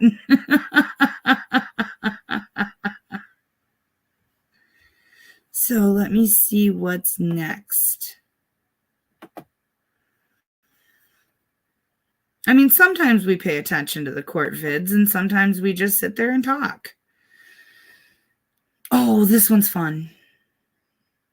It's kind of long, but it's fun. Into the DeKalb County court system today. Mr. Clark, because you've been arrested on at least one felony and you're still in the custody of the sheriff at the jail, you're entitled to what's called a preliminary or probable cause hearing under Georgia law. Now, a preliminary or probable cause hearing is a hearing to determine whether there is enough evidence for your felony charges to continue on to the DeKalb County Superior Court. Before I discuss that further with you, I'm going to memorialize for the record that you were advised about your trial rights that you enjoy under the federal and state constitutions and the laws of the state of Georgia when you had your felony first appearance hearings in your felony arrest in these multiple cases. It does appear that you were arrested in at least 13 felony cases, and it appears you were arrested in 12 felony warrants for burglary in the second degree and 1 felony warrant for criminal attempt to commit burglary. We're going to hear all of those cases today in terms of your preliminary hearing. I've discussed that matter with your attorney, Ms. Giles, today, and she has no objection to that. And I've discussed that with the state's attorney, Ms. Trin, and the state has no objection to that. For today, I'm going to hear first from the state's witnesses, and I'm going to ask the state to present any evidence that they have regarding your burglaries in the second degree or your criminal attempt to commit burglary. The prosecutor will have an opportunity to question those witnesses, and then your attorney will have an opportunity to cross-examine or question any and all witnesses about anything they discuss or testify to in court today. Then I'm going to ask your attorney if you have any evidence to present in a preliminary hearing, and then the prosecutor will have an opportunity to cross-examine or question any witnesses that you may present. Now, Mr. Clark, please be aware that at a preliminary or probable cause hearing, it is not unusual for an individual not to present his own witnesses or his own evidence. Again, it is not unusual for a defendant in a probable cause or preliminary hearing not to present his own witnesses or evidence. Now, a preliminary hearing is called a probable cause hearing because that is the burden of proof that the prosecutor must meet today by showing that there is at least probable cause that you committed the offenses of burglary in the second degree and criminal attempt to commit burglary. Probable cause is a very low standard in the law. There is a high trial burden the prosecutor must meet at trial if the prosecutor wishes to convict you at a jury trial or a bench trial. That burden is guilt beyond a reasonable doubt for each and every essential element of the crimes alleged against you. But for today, the prosecutor's burden is probable cause. And sometimes probable cause is defined as more than a mere hunch that an individual committed a crime. I'll define that again. Sometimes probable cause is defined as more than a mere hunch that an individual committed a crime. If the prosecutor is able to meet her burden of probable cause today, then your charges will continue on to the DeKalb County Superior Court as stated. If the prosecutor cannot meet her burden of probable cause today, then your charges will be dismissed.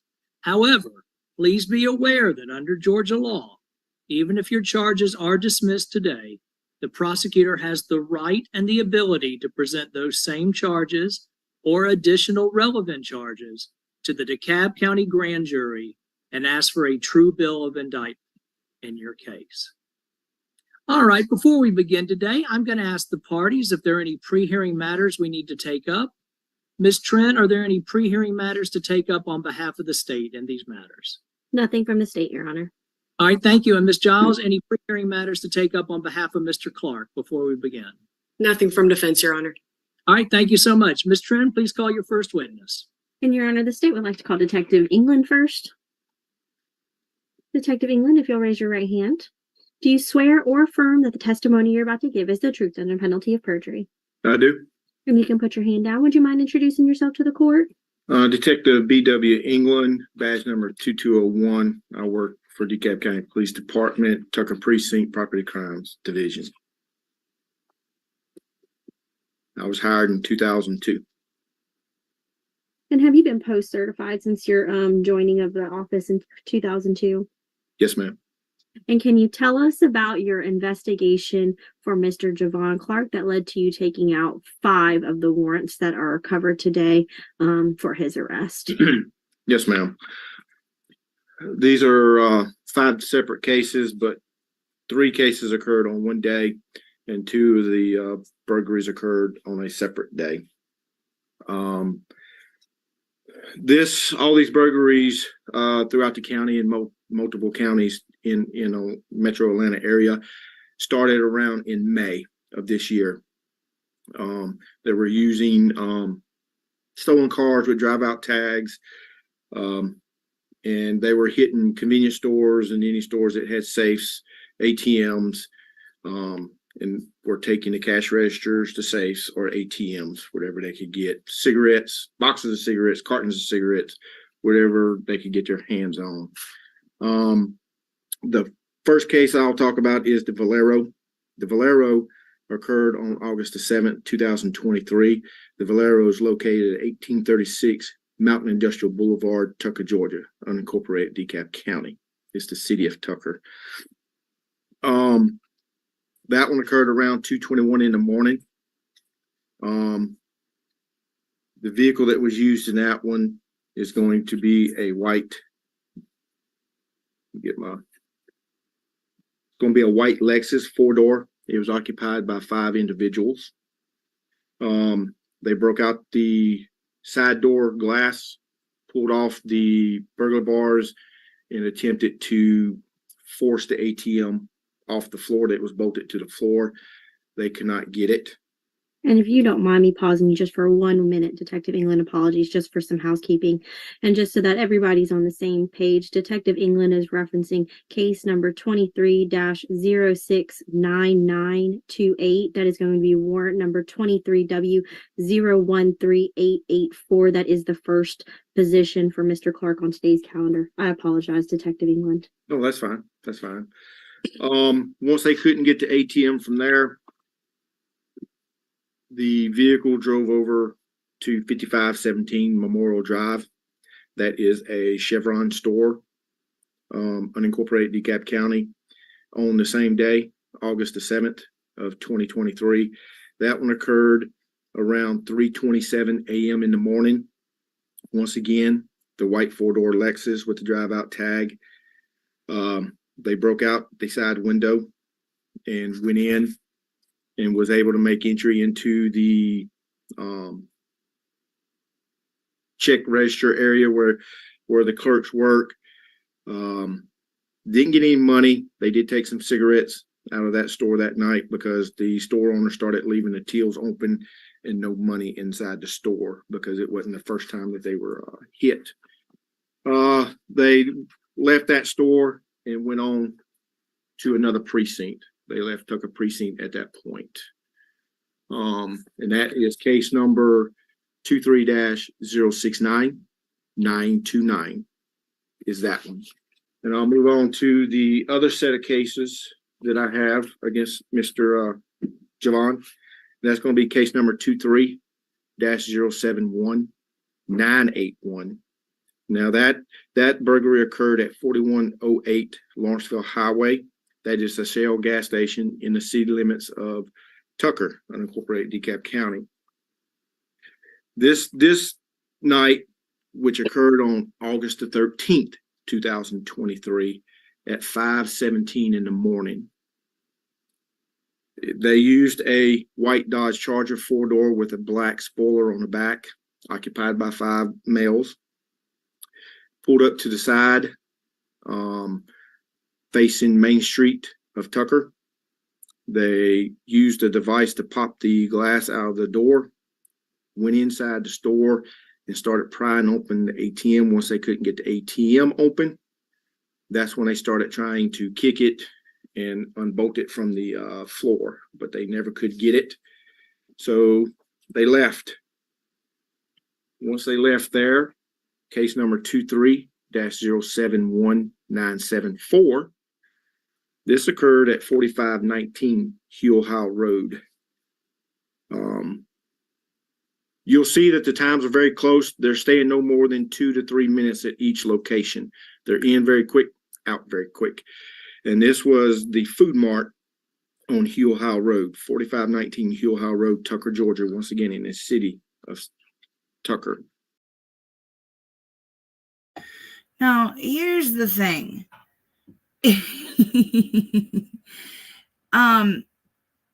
ATMs are, it's like trying to break into Fort Knox. You're not going to do it. As they mentioned, they're bolted to a floor. A lot of them are. But they have security measures in place that, I mean, they've done testing on them, like on shows about people trying to break in. Like they've, you know, taken ATMs and legit tried to break into them. And it's very, very difficult. And they've, like, there's stories of people who like use dynamite to try to get into them, and all they end up doing is burning the money up because the box stays intact, but the money is incinerated. Like, dude, they don't make them easy.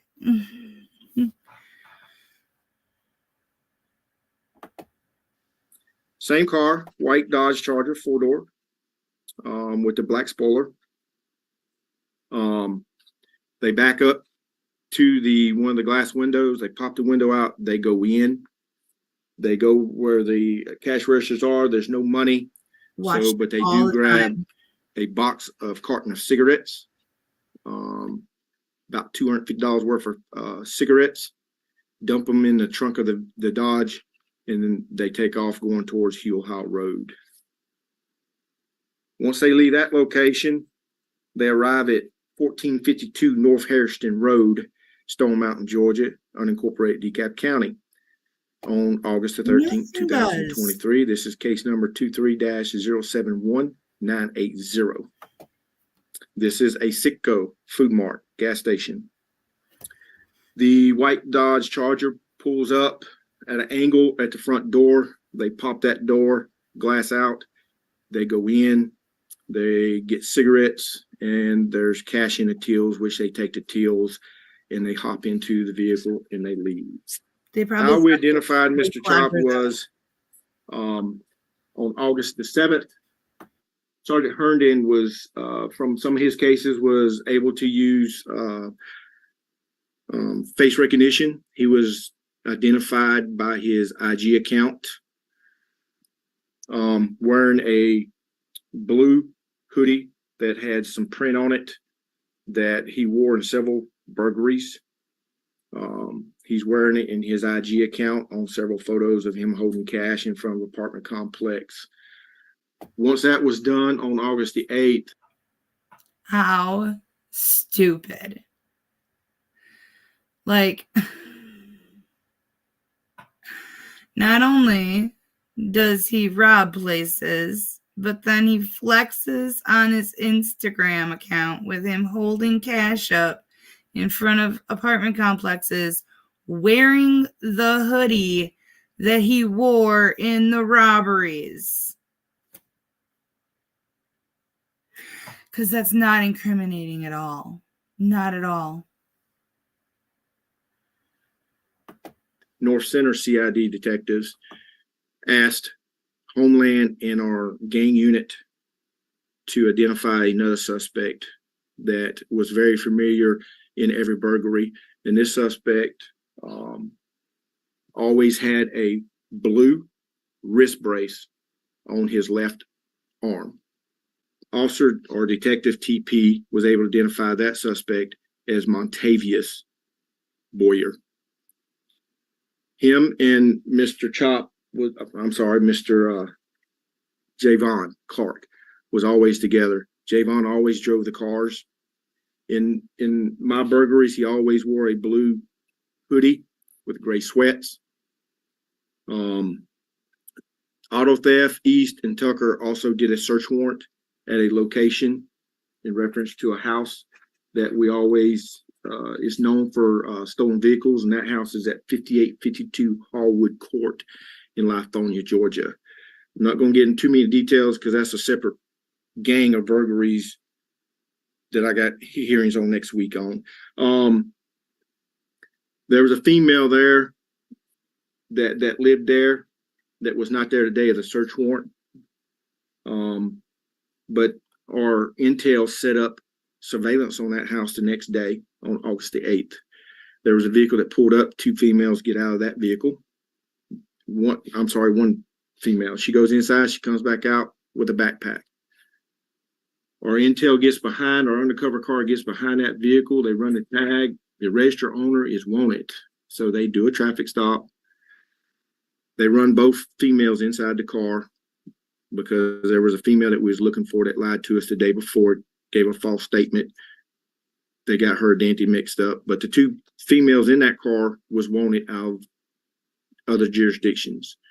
So we brought them up to Tucker CID to interview them. Well, one in particular, I won't give her name, I'll just use her initials, KM. She is a witness in these burglaries. She agreed to talk to us after being Mirandized. Me and Detective McCord did interview her. She's very familiar with both set of groups of these gangs. One set, she went to high school with one of them. She is pregnant by one of them. And that group hangs out with Javon Clark and Montavious Boyer. The information she gave us is that and Tucker also did a search warrant at a location in reference to a house that we always is known for stolen vehicles, and that house is at 5852 Hallwood Court in Lithonia, Georgia. I'm not going to get into too many details because that's a separate gang of burglaries that I got hearings on next week on. There was a female there that lived there that was not there today as a search warrant. But our intel set up surveillance on that house the next day on August the 8th. There was a vehicle that pulled up, two females get out of that vehicle. One female. She goes inside, she comes back out with a backpack. Our intel gets behind, our undercover car gets behind that vehicle. They run the tag. The registered owner is wanted. So they do a traffic stop. They run both females inside the car because there was a female that we was looking for that lied to us the day before, gave a false statement. They got her identity mixed up. But the two females in that car was wanted out of other jurisdictions. So we brought them up to Tucker CID to interview them. Well, one in particular, I won't give her name, I'll just use her initials, KM.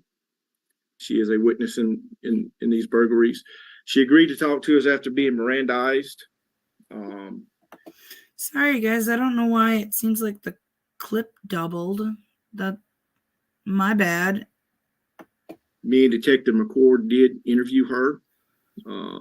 She's very familiar with both set of groups of these gangs. One set, she went to high school with one of them. She is pregnant by one of them. And that group hangs out with Javon Clark and Montavious Boyer. The information she gave us is that Javon was trying to combine both groups to set up a clothing line because Javon did sweatpants and hoodies.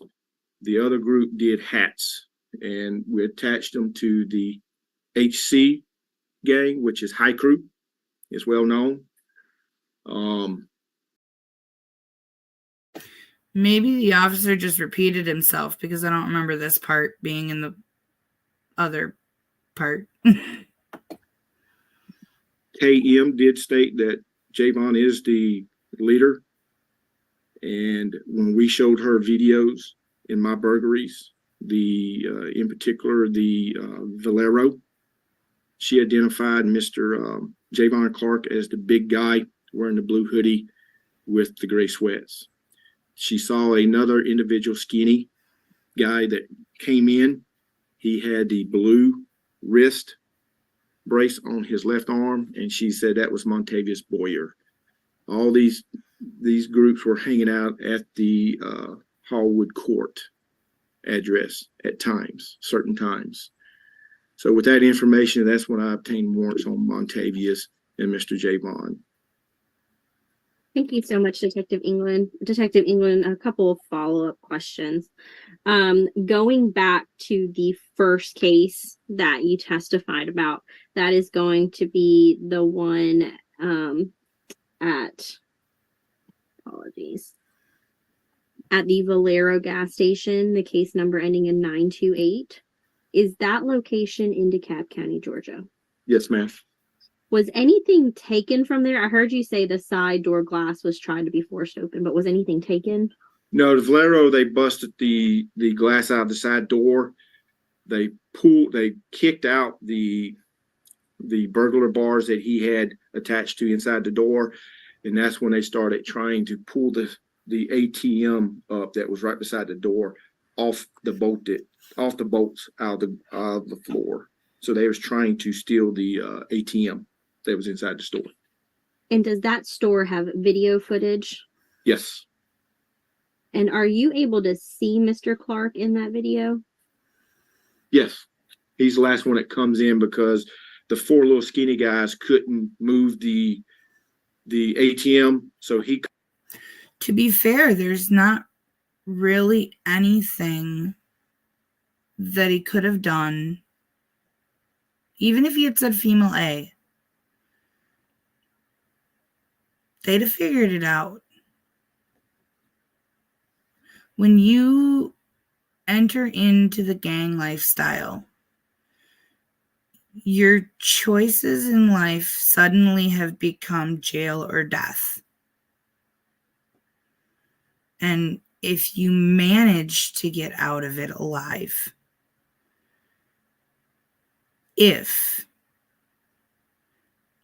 then you kind of have a target on your back the rest of your life.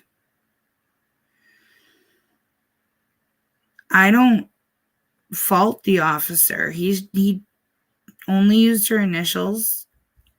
He did what he could, but she's a witness to the crimes. And she identified these men. Maybe putting them away saves her life. Who knows? But it's not the officer's fault that she's mixed into that. Comes in trying to use his weight and his size to rock the ATM and break the bolts that bolted it to the concrete floor. Was his face covered in this video? Yes. And are you what are you able to see of his physical description on the video if you're not able to see his face? That's on the mom. You can see his eyes and his forehead. Was he wearing the blue hoodie in this video as well? Yes, ma'am. Now moving to the Chevron gas station, that's going to be the case number ending in 929. Was that in DeKalb County, Georgia as well? Yes, ma'am. And was there video of this incident as well? Yes, ma'am. And what can you see Mr. Clark doing in this video? In this video, he never gets out of the vehicle because he's driving. This one, this is where he's the driver. Yes, he's always the driver. Oh, he's always the driver. Are you able to see him driving the white Lexus in this video? In the video, you can see him moving around. At one point, one of the guys come up, opens the passenger door, and he leans over and you can see the blue hoodie that he's wearing as he's handing them tools and stuff. All right, moving to a new day, the August 13th incidences, looking at the Shell gas station. This is going to be case number ending in 981. Was that Shell gas station in DeKalb County, Georgia as well? Yes, ma'am. And was there video of this incident as well? Yes, ma'am. Do you know if he's wearing the blue hoodie in this video too? Yes, ma'am. Same blue hoodie. On the video, are you able to see him doing any of the actions inside of the store, or is this another incident where he's a driver again? He's the driver, but once they couldn't pop the safe open with crowbars, every day they go out and say something to him, he comes in and starts kicking on it, trying to use his weight to rock the ATM to break the bolts where it's bolted to the floor. Once that doesn't occur and they couldn't make entry into the cash register area, they leave the store. Is his face covered in this video as well? As fun as that would be, this is only the probable cause conference. There's a very low bar for that. So they'll probably show it at trial. I'm certain they will, if it even gets to trial. But with as much evidence as they have on these guys, I bet they plead out before they go to trial. But yeah, I would love to see that video too. I bet it's a hoot.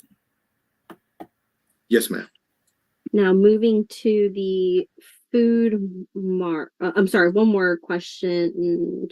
No, we've answered that one. All right, moving to the food mart from that same day, case number ending in 974. Is this location also in DeKalb County, Georgia? Yes, ma'am. And is there video of this incident as well? Yes, there is. What are you able to see Mr. Clark enter this location? No, he never gets out of the vehicle on this one. So would this be another incident where he is simply the driver or a party to the crime? Yes, ma'am. Are you able to see Mr. Clark or the hoodie that he typically wears in this video as well? Not from the way they parked, because he backed up to the window. He did not pull at an angle where a camera could see inside the vehicle. If you could, how much time has passed between the Shell gas station incident that occurred at 5:17 a.m. and this incident? The Shell? Yeah, so the Shell occurred at 5:17, and then they moved to this food mart that we're looking at. What time did the food mart incident take place? As far as report says, the incident start time is 5:19. 5:19. Okay, perfect. That's what I was. Yeah, they're they're very close together. Very close in time. Yes. And then we did video. Who's the driver in that one? The incident that occurs at the Citgo gas station, case number ending in 980.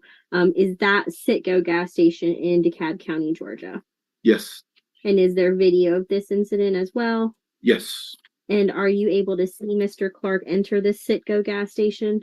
Once again, in this one, he does not. He stays in the driver's seat of the vehicle. Are you able to see his blue hoodie that he wears in this video at all? Not from the angle it is. No, ma'am. And what time did the Citgo incident occur?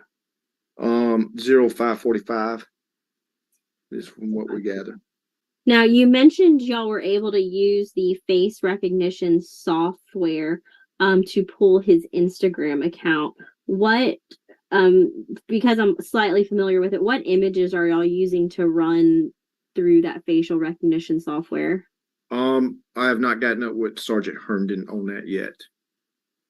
I imagine his detective that will be testifying today will have that information.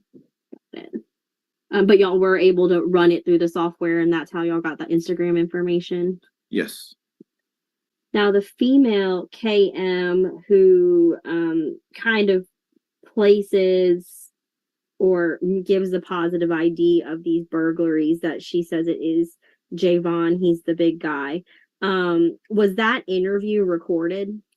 Yes, ma'am. It was audio and video recorded. And do you know what videos y'all were showing her? Were y'all showing her the videos of these burglaries that you just testified about? Yes, ma'am. What video I did have. And Detective England, and from the jail, if Mr. Clark could just lower his mask for a brief moment, just for the last question. And Detective England, does this appear to be Mr. Clark, the individual you were just testifying about? Well, it kept going back and forth to him. Yes, ma'am. Thank you, Mr. Clark. You're more than welcome. Place your mask back on. Your Honor, for the purposes of probable cause on these 5 warrants for Detective England, nothing further from the state. All right, thank you, Ms. Trent. Ms. Giles, any questions? Yes, Your Honor. Briefly, Detective England. Yes, ma'am. Well, first, Your Honor,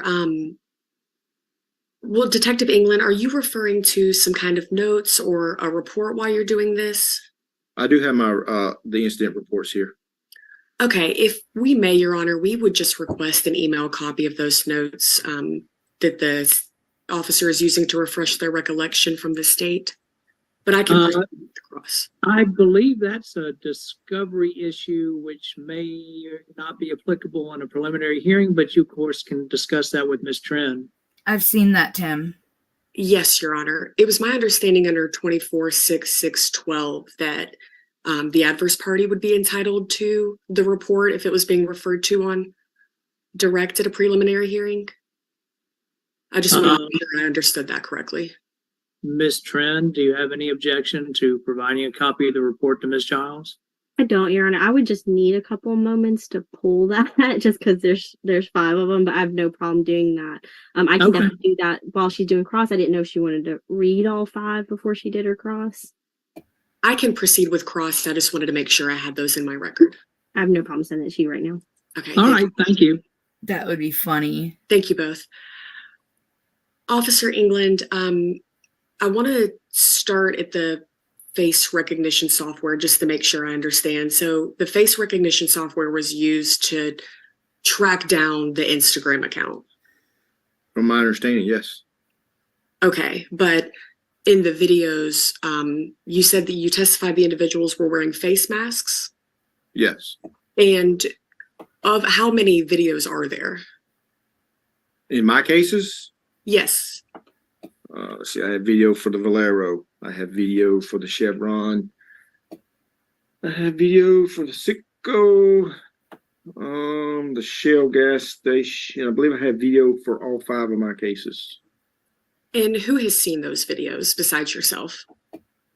I believe Detective McCord has seen maybe 1 or 2 of them, and that's it. And besides the ones we showed KM.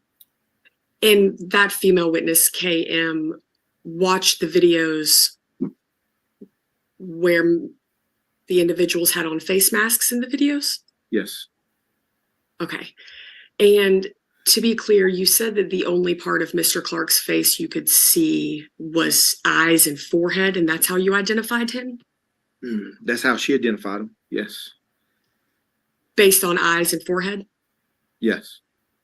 And we talked a lot about, or you spoke a lot about a blue hoodie. And this blue hoodie was the one that is alleged seen on Instagram. There's a blue hoodie that he wore in several burglaries that has a print. I forgot the design that he's on his Instagram. He's also wearing it in some of the burglaries. Okay. And just want to make sure I understand, as far as the Food Mart and the Citgo locations, you testified you could not see this blue hoodie anywhere in those videos. Is that correct? He was the driver. That's correct. He never got out of the car. So you did not see a blue hoodie in the videos for Food Mart and Citgo? That's correct. Now, also to be clear, you mentioned somebody with the last name Boyer that I saw on the warrants. Boyer was the one identified with the blue wrist brace, correct? Correct. Okay. Now, switching to the Instagram, do you know off the top of your head what that Instagram handle or username was? For who? The Instagram that you used to track down this blue hoodie, the face recognition software? I believe I have it somewhere in here. I want to say it's under Chop, maybe. that his nickname? What he goes by? I'm sorry, did you say Chop? Yeah, CHOP. I would have to go through my whole file to get that. Yes, sir. Yes, sir. And this Instagram was tracked down using facial recognition software, but you're not sure what photo was used to track this down. That was another detective? That is correct. Okay. And as far as the videos from the gas stations, how were the quality of those gas station cameras? Very clear, very good. And did you ever see Mr. Clark's face on those cameras, or the footage rather? No, all suspects always are hooded up, face masked, and gloved up. So Javon Clark, you identified him with the blue hoodie? Yes. No further questions, Your Honor. Thank you. All right, thank you, Ms. Giles. Ms. Trent, any redirect? Oh, Ms. Trent, you're on mute. Briefly, Your Honor, I apologize. Detective. See, I'm not the only one that does it. England. Yes, ma'am. Did y'all ever, when y'all were interviewing KM, did it ever come about, like, what Mr. Clark's role was in these burglaries? I don't believe it did. Because it's two groups that hang out together. They do videos together, and evidently trying to join both groups together. So, and they hung out the same areas. Probable cause conference. And I know we can probably infer this, but if you could describe for us, how were you able to determine that Mr. Clark is sort of the driver or present in some of these where you might not see him physically on the video?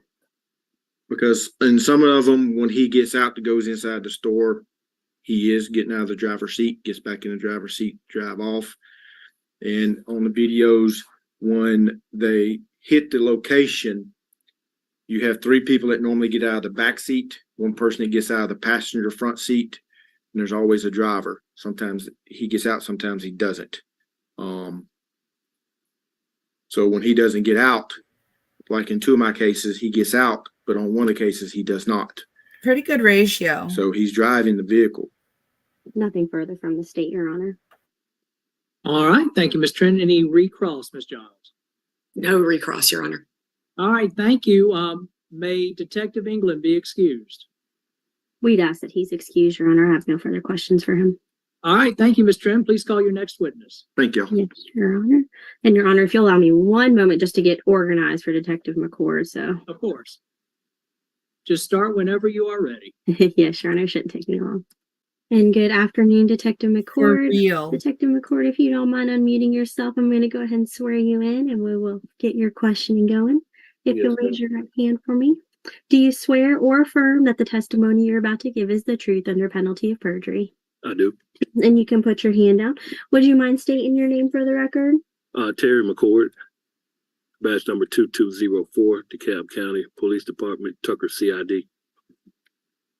And how long have you been with the DeKalb County Police Department? 21 years. And have you been post-certified your entire time that you've been with the DeKalb County Police Department? Yes, ma'am. And can you tell us about your investigation? Lisa May, my sweetie, I say it every stream. For those who can send something, I appreciate it greatly. For those who can't, I understand. Trust me. I love you to pieces, and no matter what, I still want you here. You're an integral part of our chat. I want everybody here. I'm going to make these videos, and I'm going to stream, and I'm going to sit here and enjoy them with you, regardless if anybody's able to send me anything or not. I'm not doing this to get the money. I'm doing this to spend time with you guys, because I love you guys, and I love our time together. And I'm sorry that you're struggling. If I could help you, I would. I just want you here, and the help that I can offer you is a place to unwind and relax and forget about your troubles for a little while with friends. And we're all here to support you, and we love you. Into Mr. Clark and why these 4 warrants were taken out for his arrest. Yes. Well, the burglaries for me started on the 7th, I believe, the 7th of July of this year. On the first burglary, it was done at the Texaco at Chemley Tucker Road. I think it's 3484 Chemley Tucker Road. It's Texaco right there at Chemley Tucker and 285, where you see a white Mercedes SUV pull up to the front of the door, and you see, I think, approximately 3 to 4 males come out, and the window is busted to the front door, and you see them enter the location, and they start to ransack the location and taking items out. Also, an ATM is they're attempting to take the ATM. When you see the guys get out, the guys are probably slim build guys. You see them get out. They're trying to get the ATM, but they can't. Then you see the driver get out, which is a heavyset black male. Also gets out, and they all have dark clothing on with hoodies, also, and gloves. And the heavyset male gets out, actually comes through the doorway that they made entry to. That it's a little pathway that they all squeezed through, and he was able to get through it also. And you see him help them, like, literally grab the ATM, and that's at that location. The other 3 that I have, one was done at 4880 Lawrenceville Highway.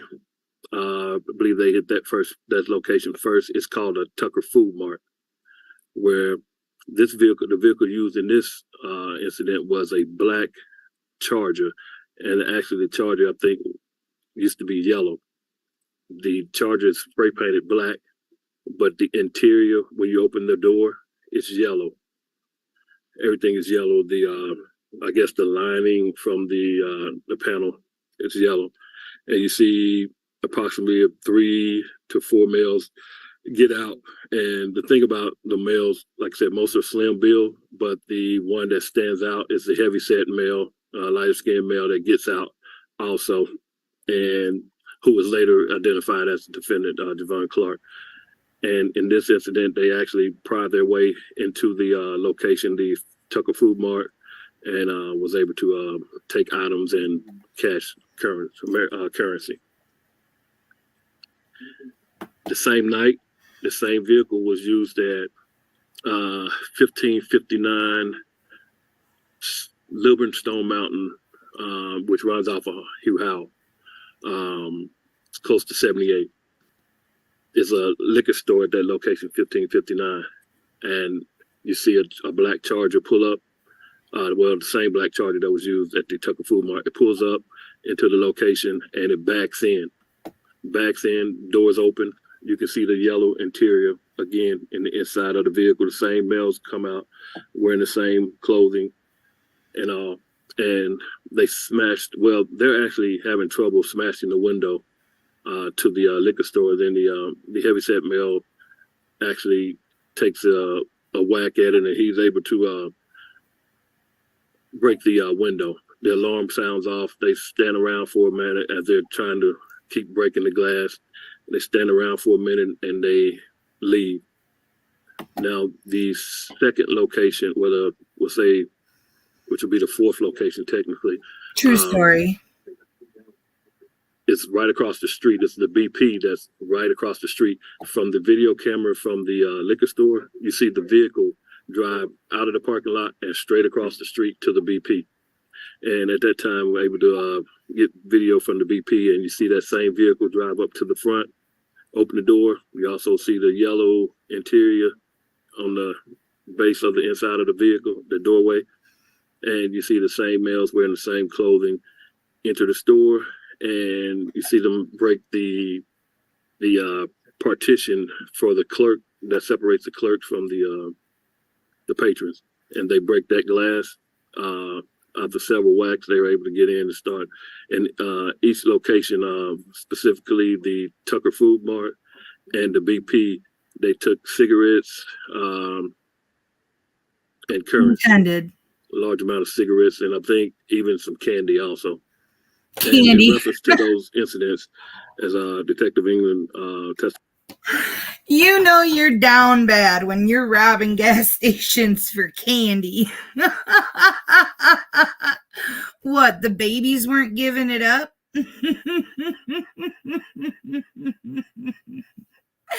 Hi, Philip Edwards. So good to see you on. Welcome to the party.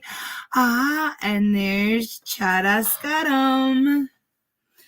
Yeah. And yeah, Mortimer Duke. Pun intended there, eh? Yeah. Yeah, they're down bad, so bad. They're stealing for cigarettes and candy. I have got to see the videos. Seriously, there's 5 videos that are in evidence, and I want them all. I told you this one was fun.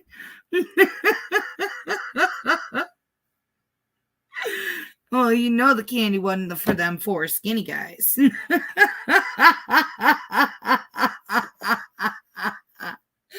Yeah, Paula. He wasn't going to miss out on that. He was just hoping they were being posted.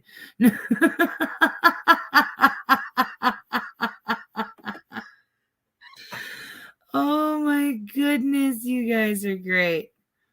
Found earlier, we were able to get a search warrant through each precinct at the location of, I think it was Allwood, if he said correctly, Allwood, the location 5852 Allwood, where it was actually several vehicles in the driveway the day of the search warrant.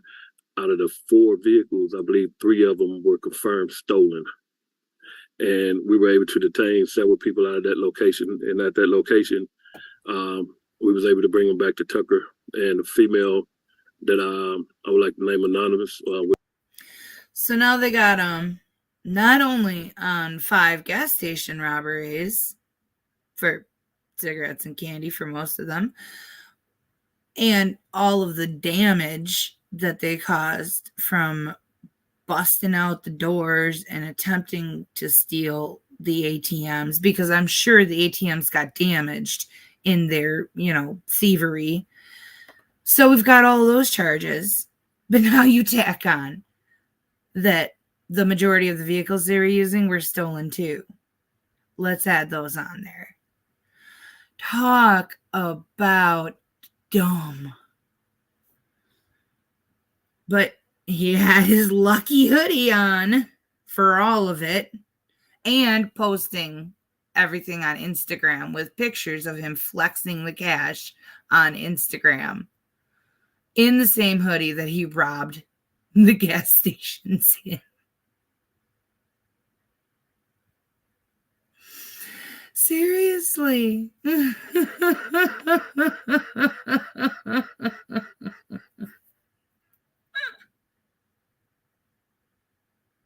She named, I believe it's KM, showing her video of the incidents, and when she said she was familiar with all the guys that were actually doing these break-ins, showed her the video, and immediately showing her the video of the first incident at the Texaco, and she stated, "That's Chop," immediately. And she also named the other male, I think it was Montavious Boyer. So went on to the next location where I showed her video of the liquor store and the BP that was done. And I was like, well, who is this right here? And which obviously the heavyset male is the only one I actually explained to her in that one. And she said, "Oh, that's Chop." And she literally said it immediately as she's seen the video and seen him pop out. Knew what you meant. Thank you so much, Detective McCord. Now, Detective McCord, we've heard him kind of called Chop. does KM ever give his name, or how are y'all able to determine that Chop is Javon Clark? Through social media, was able to get his social media profile and Montavious Boyer's profile, and I believe that through that social media profile, they were able to access a name, and I think that's how somehow his I know his driver's license photo is, we do have someone, a detective has a copy of his driver's license photo, so somehow a copy of his driver's license was obtained, and I'm not sure, like I said, which photo that they showed for the identification or whatever. I'm not privy to that, but all I know is when I got that name and that driver's license photo, which we were able to detain Mr. Clark at a later date off of North Harrison and Central, where he was taken in custody. Also, was a Lexus that was on, I think, at North Harrison and Central, a Lexus that was reported stolen. The keys were found, I think, on Mr. Clark's, in his possession at the time of his arrest. And Detective McCord, you mentioned that eventually you got the defendant's name and his photos, and you were able to get that. Did the photos and the name that you were able to receive, did it match, or did it closely resemble the individual that you were? Yes, it did. Under Miranda, I spoke to Mr. Clark, and I asked him, I showed him a picture of the driver's license picture, and I asked him, who is this? And he said, that's me. And also was able to show him a picture of his social media with the blue hoodie that Detective England described earlier. And I asked him, who is this? And his response was, he looked at me like sharply, looks like he was pausing, but he said, that sort of favors me. I was like, how can you say that's not you? You look at the same picture from the driver's license of him on the social media, but sort of like, well, it favors me. So it favors me. And leave them in. I don't have an OnlyFans either, but now that I've got the pet cam set up, Ava was talking that she might start one. I'm like, okay. And so I eventually show him that photo, and I show him a photo of him at the burglary with that same thing on, and he asked to speak to, at that time he asked to speak to his attorney, and we ended the interview. But also that black Charger that's in with the yellow on the inside, that vehicle was actually in a high-speed chase by GSP, and the vehicle was I think in Rockdale, and the vehicle was stopped after a brief chase. The one individual was captured, and as far as we know, it was only one individual in the car. We'll just leave him nameless at this time, but he was placed in the Rockdale and went to interview him in reference to that vehicle, knowing that that vehicle was used in several burglaries, and spoke to that individual, and I think he was able to actually show him a picture of Mr. Clark in the burglary. Also, in reference to that, he advised that that's Chop. We have two more cops Chop, to go. like I said, I think under his social media profile, it's the same person that was on the driver's license picture as Javon Clark. Just a couple of other questions, Detective McCord. The Texaco gas station that you mentioned, the Tucker Food Mart, the liquor store, and the BP gas station, are all of those locations in DeKalb County, Georgia? Yes, ma'am, all are in DeKalb. Now, you were able to kind of give me specific instances of what these individuals are doing at these locations. Do each of these locations also have surveillance footage? Yes. And in these videos, is Mr. Clark's face covered, or is it uncovered? It's covered. He has a mask that's like, I believe about, I guess, just a little bit over his mouth, and most of his this nose and eye and forehead area is covered. And to me, you can actually see where the hoodies are sticking out from his braids or dreads. From that is what's in the video or videos. And on these videos, are you able to see something or a distinct article of clothing that Mr. Clark is wearing? No, not on mine. He actually it's two different. Well, it's four different places, but the first incident where the the Mercedes was used, it had totally different clothing. But the other three incidents were done that one night. Was done, I believe, on the 24th of July. Those three, that same clothing, but he definitely has on the same clothing. And if I could get some assistance from the jail in allowing Mr. Clark to lower his mask just for a brief moment. I seen him earlier, and yes, I'm sorry. Thank you so much. And that was a positive identification. Your Honor, for the purposes of these four warrants with Detective McCord, nothing further from the state. All right, thank you, Ms. Trent. Ms. Giles, any questions? Yes, Your Honor, just a couple, Detective McCord. So we talked about a few different cars today, so I just want to make sure I'm following. So we've talked about two different white cars this afternoon, and it sounds like two different black cars or one different black car. So there's three vehicles involved? And, ma'am, is way more than that involved. But in my burglaries, it's a white Mercedes SUV. I believe it's a GLK or GLC. I don't know the series. And the other one, the second vehicle, is the black Dodge Charger. Well, I believe it's yellow, but it was spray painted. Okay. And Mr. Clark, we're not here today because Mr. Clark was arrested for car theft, correct? That's correct. I'm not sure what he's charged with, but I know that he was arrested with stolen keys from a stolen vehicle that was close to proximity of him. But for today's burglary in the second degree case and criminal attempt case, we're not. No, I'm sorry. I apologize. I know we're not. We're only for, I think, for burglary. Okay. But the female witness with the initials KM, she was arrested for car theft. That's when you spoke to her? If I'm correct, I'm not sure what she was actually charged with. I think she actually had a warrant that was outstanding, but I don't know what each charged her with. That's good. You do have the power, but you can only use it if people are being racist. It's the only time. Or, okay, if they're like serious trolls or porn bots, please get rid of them too. But yeah, let people talk freely, even if they say something I don't like.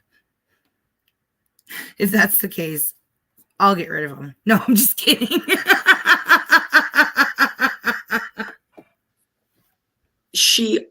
The information that she offered you, she offered that when she was in custody with you guys? Yes, ma'am. And she said that's Chop? Chop, that's his nickname. I believe that's the name that's also, I think, that's on his Instagram. And as a matter of fact, on his Instagram, he has the cash money that he has spread out. It spells out the name Chop. And so you linked Chop, the nickname, to Mr. Clark through his Instagram? Correct. Do we link it? The link, yes, ma'am. Yeah, obviously, yes. Right. So, and then you mentioned earlier that you showed him a photo and he said, that's me. That was his driver's license, correct? Correct. Okay. And last question, similar to the previous detective, in each of these incidences with the video surveillance, the individuals were wearing masks or, some kind of partial mask situation? Yes, ma'am. They were. It's like even one, like he has one that I think is pretty much at the top of his mouth or maybe just a little bit at the bottom, but it's open to his nose and eyes and forehead area that you can see that basically shows him. Okay. Thank you, Detective. Nothing further, Your Honor. Okay. All right. Thank you, Ms. Giles. Ms. Trent, any redirect? No redirect, Your Honor. All right. Thank you, Ms. Trent. May Detective McCord be excused? Yes, Thanks, Your Honor. Judge. All right. Good to see you. You too. Ms. Trent, please call your next witness. Judge is real. Your Honor, for these warrants that were for the 1 and 2 o'clock, my other witnesses I think they're trying to slowly roll in, Your Honor. All right. Do you think that there will be additional information that informs these 9 warrants that we just heard about? Or do you think that the court should or can go ahead and make a decision regarding this? I'll ask both you and Ms. Giles. Ms. Trent? Your Honor, I do think you would have more information, but if Your Honor is inclined to make a decision on these warrants, I think the state has presented the evidence that we would on these cases. That answers my question, Ms. Giles. If you have any additional input, I'm happy to hear. No, Your Honor, defense is not presenting evidence today. Okay. Well, I wasn't asking that, but. Oh, I'm sorry. Yes, but thank you though. Because I know the state has not yet rested in its matter. I definitely will ask that at a certain point. But thank you. All right. So what I'm going to do is I am going to just stay in recess until the state's other witnesses arrive. We'll hear from the state's other witnesses. Then Ms. Giles, of course, you will have. This is DeKalb County, Georgia. It's one of my favorites. An opportunity to cross-examine them. And then I'll ask if Mr. Clark does want to present any evidence. I understand that he may not want to, but I'll still formally ask. And then I'll be able to make a decision. Okay, thank you, everyone. Just let me know whenever the state's additional witnesses get here. Yes, Your Honor. Thank you so much. Kiki, you're having so much fun with this. I love it. They have to stay on. And Judge, I was just letting you know I'm going to keep the live going, and I'm just going to go ahead and mute the jail. All right. Let me ask Mr. Clark while Ms. Giles is still with us. Mr. Clark, do you need to discuss anything with your attorney during this break? If so, now would be a good time. No, sir. No, sir. Okay. All right. Thank you. I just wanted to give you the opportunity to ask. All right. Well, we'll be in recess until the state's additional witnesses arrive. Thank you. Okay, Judge. So I'm going to keep the live going. I'm just going to turn all cameras off. And when mute she the kicks jail. him out of Fulton. Oh, now he wants to talk. I'm sorry. Did somebody say something at the jail? No, I'm going to add my own vote to this. So you do need to talk to your public defender?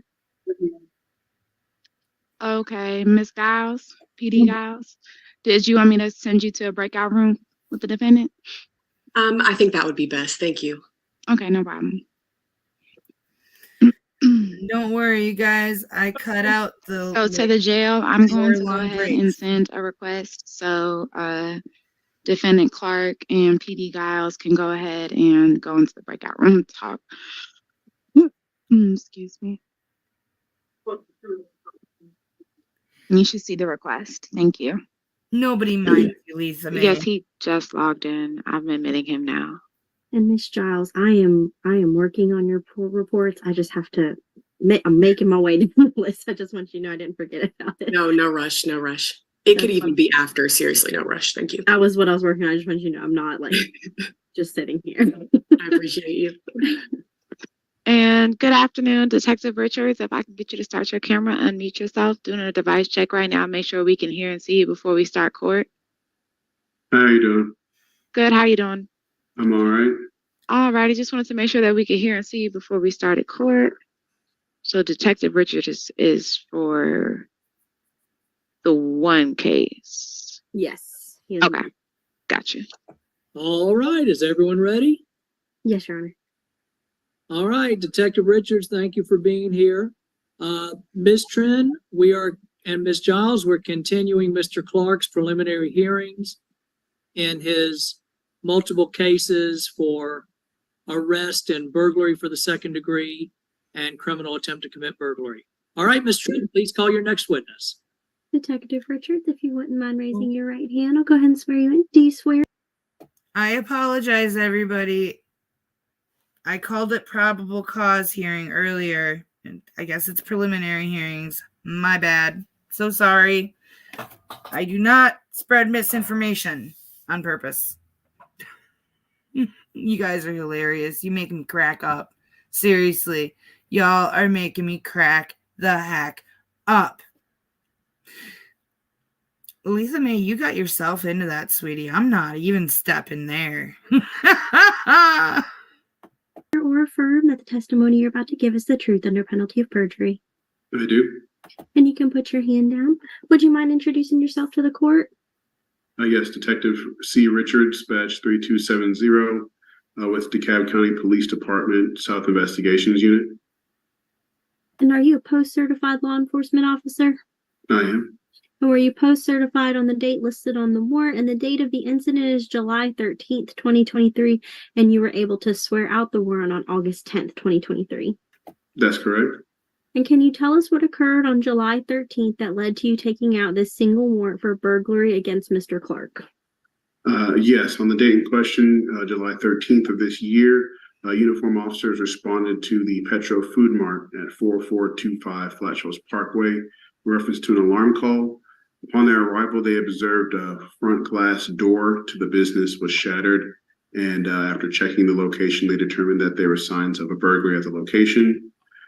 There's signs of the store being ransacked, and the register near the front register had been broken. There's a partition that separates the register area from the front area, and it had been broken. After securing the location, key holder was notified and responded to the scene. The key holder was able to confirm the signs of the burglary were in fact true, advising that the register had been taken from the location.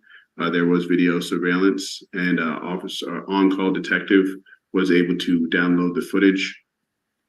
In that footage, it showed four black males wearing all black in a white SUV, back up to the business and force entry through the front burglar bars and front door of the business.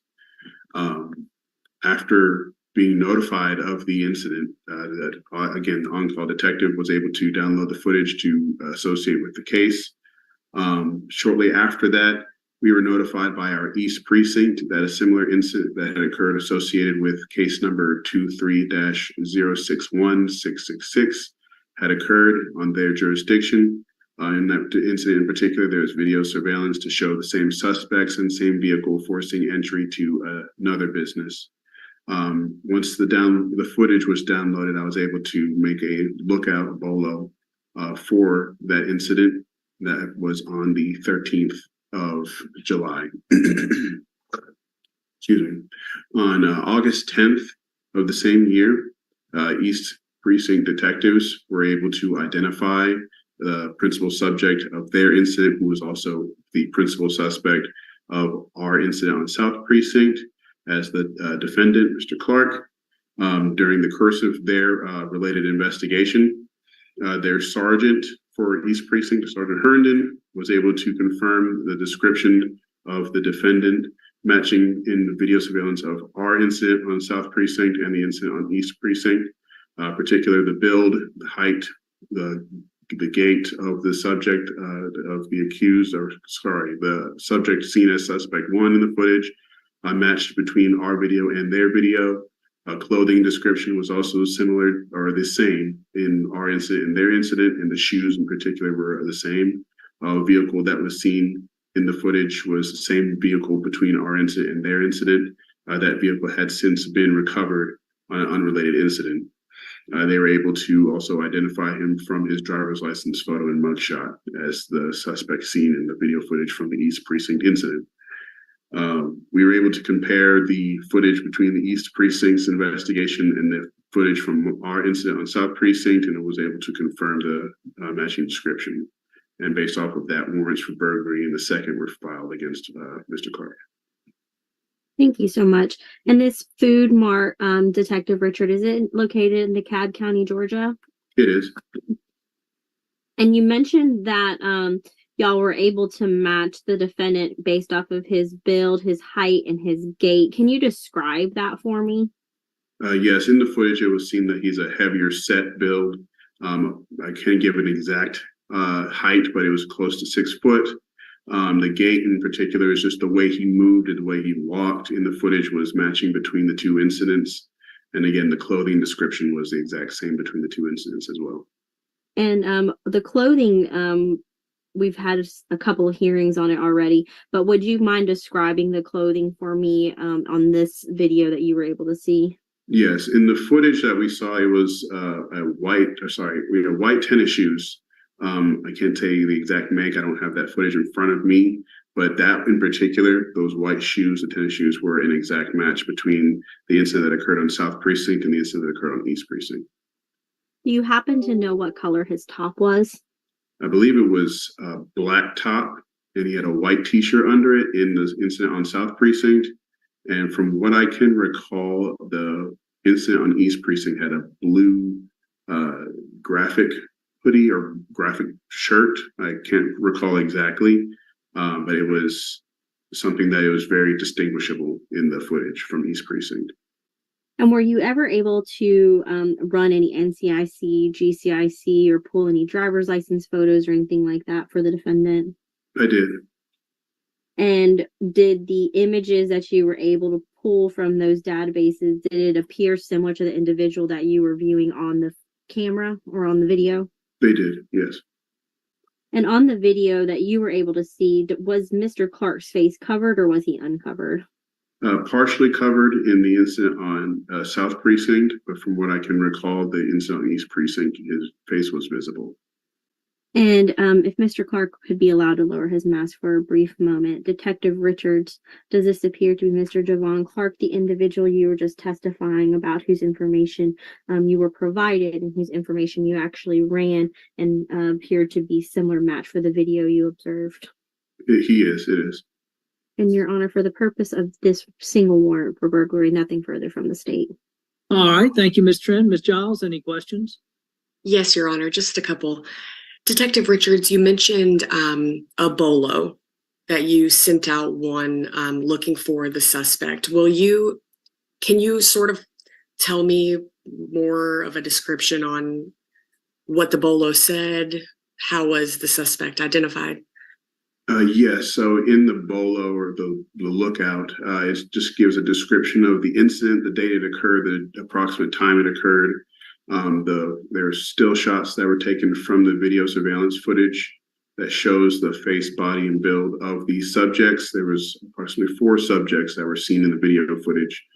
Each of those subjects were, a photo of them were put into the lookout just based off of that still shot, and a general description of what they're wearing, their approximate build, height, weight was also provided in that. Also, of course, the description of the vehicle and a screenshot of the vehicle was also included in the lookout. Based off of that lookout, the sergeant and other detectives with the East Precinct were able to associate their incident with the incident that occurred on South Precinct, mainly because of the subjects, the vehicle, the time frame between the 2 incidents, the description of the method of entry, and other details that came up with the investigation that showed that they were related. Now, you mentioned that, I believe, and correct me if I'm wrong, Detective, I believe you said that there were 2 videos and that in one of the videos, the face was covered, and you mentioned a video where a face was not covered? Yes, from what I can recall, the incident on South Precinct, the face was not fully covered, but it was partially covered. I believe it was a situation where a mask covered the lower part of the mouth or the face.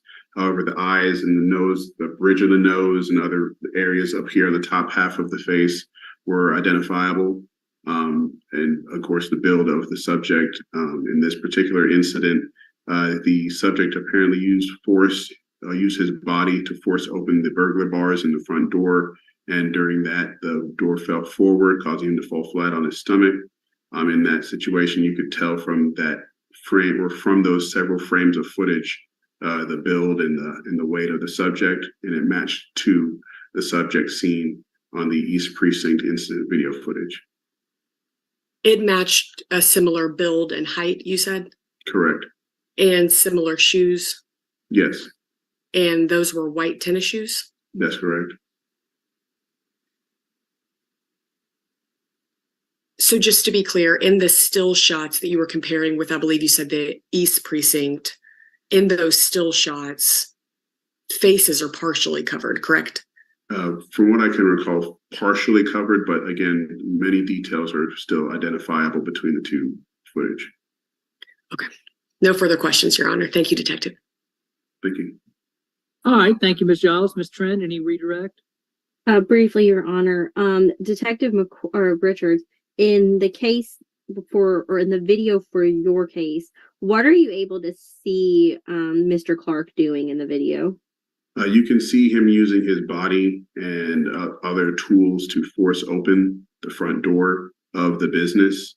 Once the door is forced open, the other subjects make entry, and he assists them in forcing open the partition of the register, the window that separates the main area of the business to the register. And then you can see all the subjects enter and exit the white SUV. Nothing further, Your Honor. All right, thank you, Ms. Tren. Ms. Giles, any recross? No recross, Your Honor. All right, thank you. Ms. Tren, may Detective Richards be excused? Yes, Your Honor. All right, thank you. Thank you, Detective Richards. Thank you, Your Honor. You're welcome. Ms. Tren, please call your next witness. Your Honor, we're still waiting on the 2 other additional witnesses. I am going to call them and text them just really quick as well. All right, the court will be in recess until those witnesses arrive. Thank you. And after Craig, we have McCord and Drummond, correct? McCord already went. The only person left is Drummond. McCord. So everything was bound over for McCord. And we haven't done that portion of it yet, but okay. Sorry. I'm jumping ahead then. So we've heard McCord. Okay. Or is this McCord that's coming in right now? It should be Drummond, who's this Drummond. Is Craig. This is Craig coming in. He's the last 2 cases. And then Drummond should be, I think, like right before him. Yeah. Drummond is the case right before him on the calendar. And we did McCord already? Yes, we did McCord. Okay. Sorry, we've had so many people. I know. I had to come up with a whole system to be honest, to keep it. No worries. No worries. Hello, Detective Craig, if I can get you to unmute yourself and start your camera. Well, you started your camera, of course. How are you doing today? Good, you? All righty. Just wanted to make sure I could hear you before we started court. So I'm just going to put detective in front of your name. And Judge Kemp, if you do hear me, whenever you're ready to go, we are ready to go. All right. Thank you, everyone. We're back on the record. Mr. Clark, we are continuing your preliminary hearings in your 13 cases where you were arrested for burglary in the 2nd degree or criminal attempt to commit burglary. It appears that the remainder of the state's witnesses are present in today's hearing. So, Ms. Tren, please call your next witness. Detective Craig, if you wouldn't mind raising your right hand, I'll go ahead and swear you in. Do you swear or affirm that the testimony you're about to give is the truth under penalty of perjury? Yes, ma'am. And you can put your hand down. Would you mind introducing yourself to the court by giving your name and badge number? D.O. Craig, badge 3090. And where are you currently employed? I didn't hear you, ma'am. Where are you currently employed? DeKalb County Police Department, North Central Investigative Unit. And how long have you been with the DeKalb County Police Department? Approximately 13, 14 years. And have you been post-certified the entire time you've been with our with the county? Yes, ma'am. And can you tell us what occurred on August 7th, which is the date for both of these warrants that led to you taking out these 2 warrants against Mr. Clark? Yes, ma'am. On August 7th, roughly like 2:30 in the morning, one of the locations was burglarized. In the video, there's video footage where the subject was seen operating a white Lexus vehicle and breaking into the location and taking items. At approximately 2:50, the same vehicle was seen at another location in DeKalb County where the subjects exited the vehicle, broke into the store and stole items. In the investigation, the operator of the vehicle was wearing a blue sweatshirt. Heavyset male was a black male was wearing a blue sweatshirt that had some like cartoon logo. It looked like on the front. Later on, as the investigation been going on, because we've been getting hit a lot, as you know, I guess through today, where there was a lot of burglaries. The subject that was wearing the blue shirt was identified by East Precinct, DeKalb County East Precinct, where they had the accused identified, and they put out a bolo. Based off the bolo that I observed, I was able to get the name and was able to identify the accused. to link him to these two cases that I have. Thank you, Detective Craig. Now, Detective Craig, that first incident location, the one that you approximated to occur at 2:30 a.m., can you tell me which location it is that we're talking about by either name or address, whatever's easiest for you? Can I give the address or name? You can, since it's a business, yes. Oh, okay. Yes. Citgo. And is that in DeKalb County, Georgia? Yes, ma'am. Now, that location, is there video surveillance? Yes, ma'am. And I heard you mention it, but I just want to confirm on that video, are you able to see Mr. Clark enter the Citgo? Yes, ma'am. And does he still have on that blue sweatshirt with the cartoon logo that you described? Yes, ma'am. And what are you able to see him doing on the video in that at the Citgo? I believe he exits the vehicle and then goes inside. Like they were trying to take the ATM machine, if that's the same location. Because I have a lot of them where, they're starting to run together. No problem. The second location, that's actually not something that prosecution is going to want the officer to say. You don't want to hear one of your main witnesses say, oh, I think that's the case, but, they all kind of run together. You want them to actually remember distinctively. So, oops. I believe you mentioned it was 2:50. Yes, ma'am. Now that location, you see the vehicle, and the front seat passenger and the rear passengers exit the vehicle and then enter the store. But it was right after the first incident. So it seemed like it appeared that he was the driver of the vehicle. And what type of location or business is this? That was the Decatur package store. It's a liquor store. And is that in DeKalb County, Georgia? Yes, ma'am. And is there video of this incident? Yes, ma'am. And I just want to make sure I get a little bit of clarification. So on the Decatur package store incident, are you able to actually see Mr. Clark get out of the car? No, not at this location. No, you just see the vehicle, and nobody on the driver's side gets out. Well, the front seat driver doesn't get out, I should say. And is this the same vehicle for both of these locations, that white Lexus that you mentioned? Yes, ma'am. And what is the how far away are these businesses from each other? If you know. Is it like driving maybe like 2-3 minutes? It's like right down the street. If you're familiar with Scott Boulevard in Claremont, you just take Scott Boulevard to North Decatur. I honestly did think it, Thomas. It's freaking chicken. Sorry, that's kind of my catchphrase now. I really want to make one of the Paw Firm merch shirts, Earl licking on one of those delectables and having it say it's frickin' chicken. North Decatur to Claremont, 2:30 in the morning is no traffic, so you can get there pretty fast. And is anything taken from, you mentioned that that something was taken from the Citgo, but was anything taken from the Decatur package store? No, ma'am. Were they able to get inside of the package store? Yes, ma'am. They 3 subjects entered the store. They was walking around like they were trying to looking for something. And then they ended up leaving without. Thank you for joining. And is there video of this as well? Yes, ma'am. And on the video from either the Citgo or the Decatur package store, are you able to see the defendant's face in either of those videos? They're wearing a mask.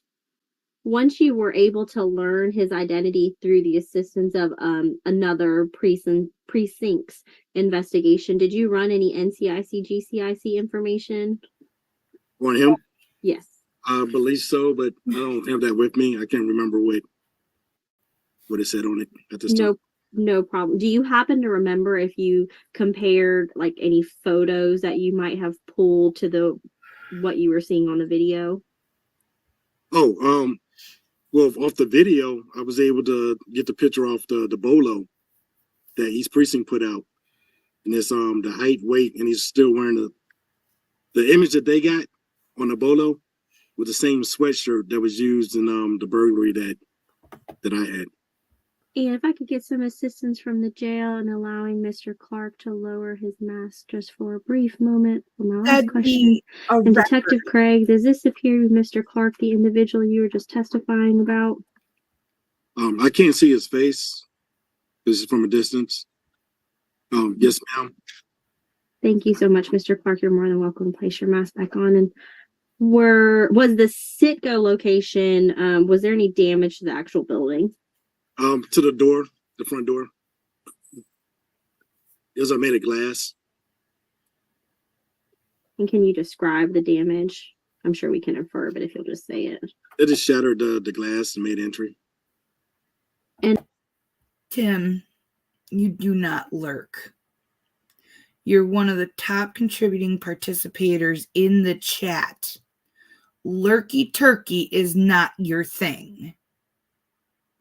Anybody here will attest to that. You're no lurker. And the Decatur package store, was there any damage to the store location? To the front, like the gate, they had like a security gate at the front, and then they damaged the glass door that made entry. And that damage, would it be shattering as well? Yes, ma'am. And Your Honor, for the purposes of probable cause on these two warrants, nothing further from the state.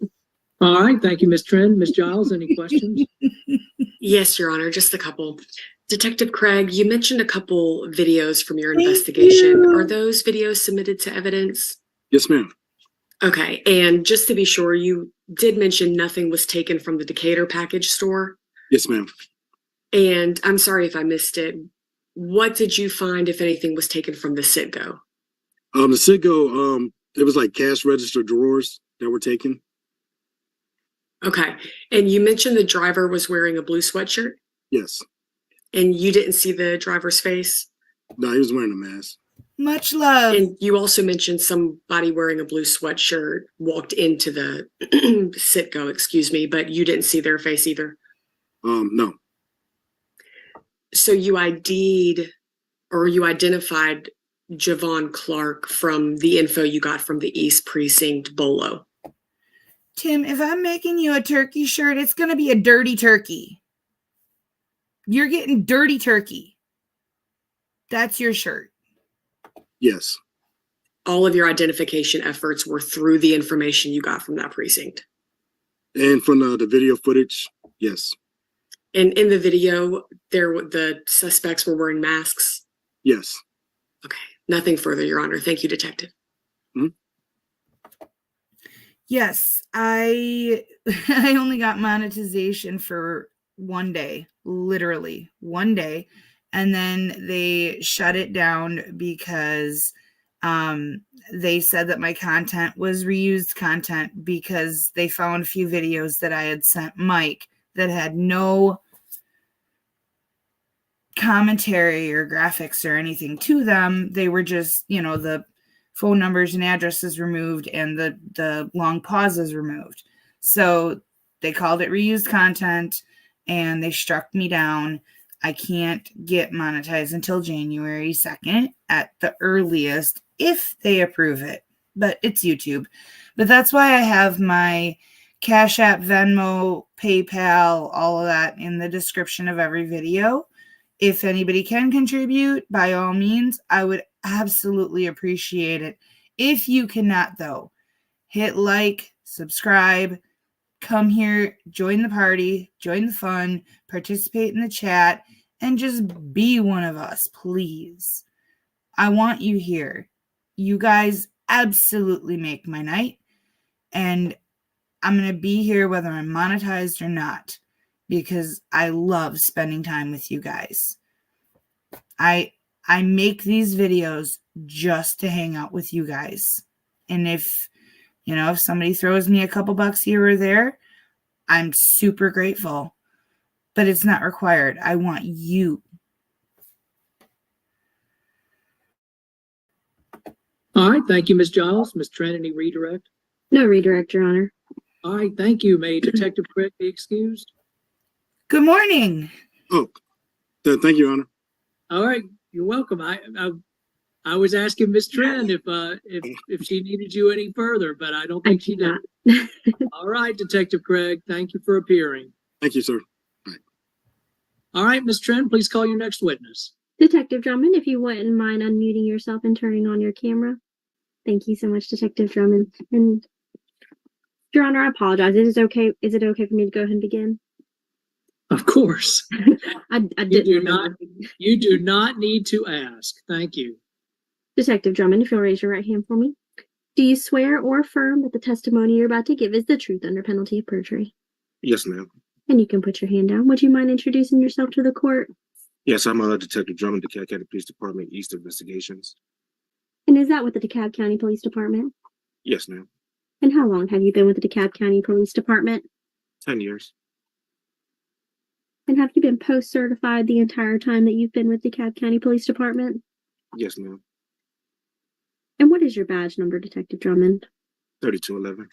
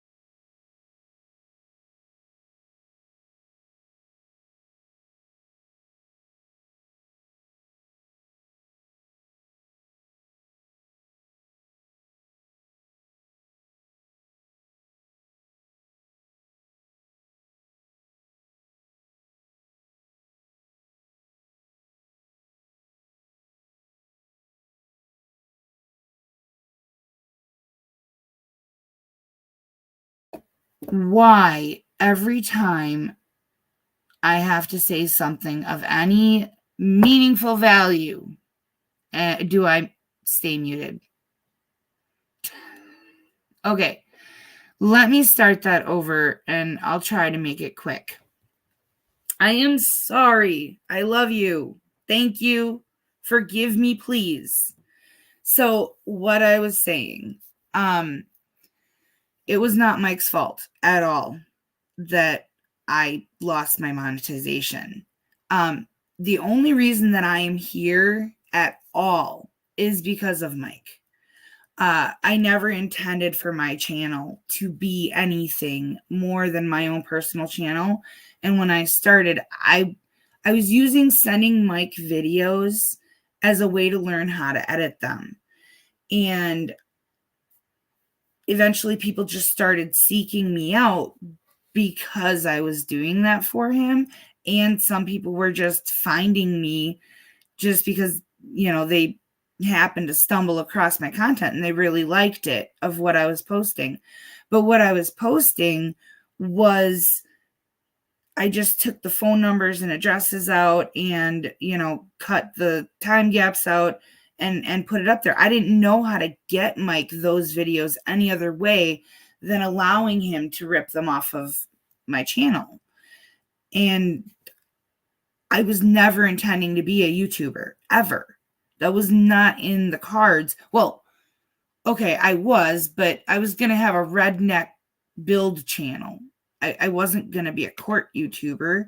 I was going to stream me building things very stupidly because I don't know how to use tools and stuff properly. And the way that I make things is an adapted version and kind of one of those warning, don't try this at home things. So that's where my channel, that's what it was going to be. But Mike encouraged me to actually go forward and do this. I wouldn't be here without him. I only started making the videos to support the chat community on Law Talk with Mike because I loved the chat community so much. And that was my way of giving back to the chat. Mike benefited from it, yes. But Mike he's kind of the original court YouTuber. He was doing this long before COVID even. The man deserves all of the success that he's earned. And he's an incredibly wonderful friend. He's a great man.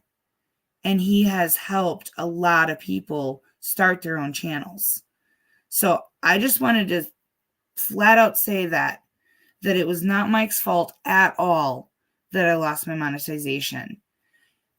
I just thought I had gotten all of those videos pulled down, and either I didn't pull them down early enough for them to consider them down, or I missed a few, and I think that might be it. I thought I'd only left 2 up, and I think I found like 3 more, but it's fine. It is what it is.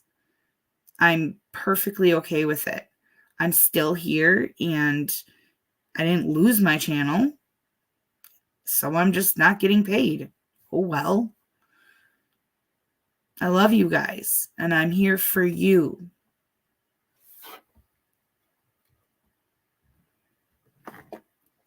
And can you tell us what occurred on August 7th that led to you taking out the single warrant for burglary against Mr. Clark? Okay, so on August 7th, I was notified by Officer Williams. Officer Williams would be the responding officer about a burglary. The burglary occurred at 4789 Rockbridge Road. This is a gas station.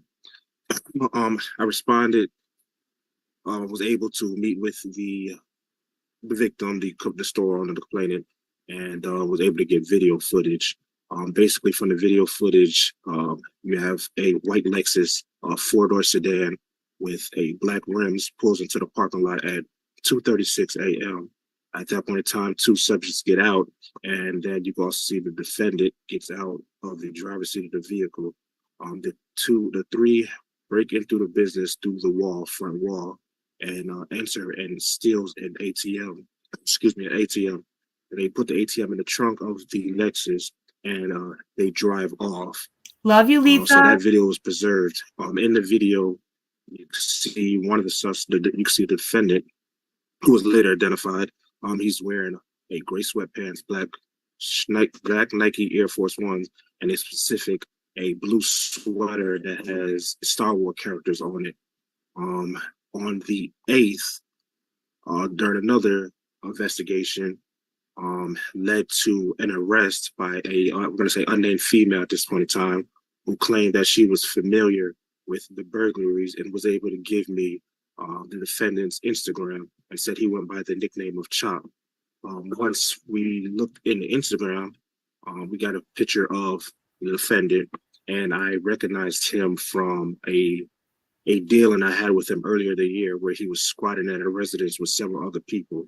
I was then able to pull up his NCIC picture, and let me take that back. Also in the Instagram, looking through his photos, he had on the same exact blue sweater with the Star Wars characters from the burglary.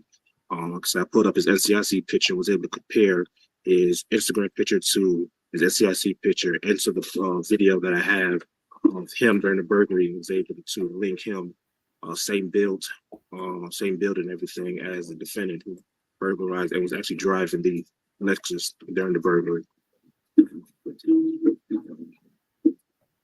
And also that when he was arrested on the, I believe it was the 15th, August 15th, he actually had the keys to the Lexus in his pocket. Thank you, Detective Drummond. Now, Detective Drummond, On the video from that gas station, is his face covered or is it uncovered? So he has a mask that's covering that's where but you can see his forehead, eyebrows, and I just want to make sure I'm being correct. You can see his forehead, eyebrows, eyes, and excuse me. His forehead, eyebrows, and eyes. And from all of the photos and videos that you were able to gather during your investigation, did he appear to be the same individual from the images that you were observing, even if they were just partial views of his face? That's correct. And also you can see the bridge of his nose, but that's correct. And is this gas station in DeKalb County, Georgia? Yes, ma'am. And if I could get some assistance from the jail in allowing Mr. Clark to lower his mask just for a brief moment. And does this appear to be Mr. Clark, Detective Drummond? Yes, ma'am. And Mr. Clark, you're more than welcome to place your mask back on. And on the video, Detective Drummond, what are you able to see Mr. Clark doing specifically? So the vehicle drives up. You can see Mr. Clark. He gets out of the driver's side, the driver's seat of the vehicle. He then, so the way they broke in through the wall, and to actually enter the store, there's an ice cream, a little ice cream container. So he enters, steps on the ice cream container, then steps down and helps carry out the ATM out of the gas station. And Your Honor, for the purpose of probable cause on this single warrant, nothing further from the state. Me too. All right, thank you, Ms. Trent. Ms. Giles, any questions? Yes, Your Honor, briefly. Detective Drummond, you mentioned earlier you spoke with the witness. We've spoken about this witness earlier today. Is this the witness with the initials KM, the female that was in custody? Yeah, yes. Okay, and she was in custody when you spoke to her about this?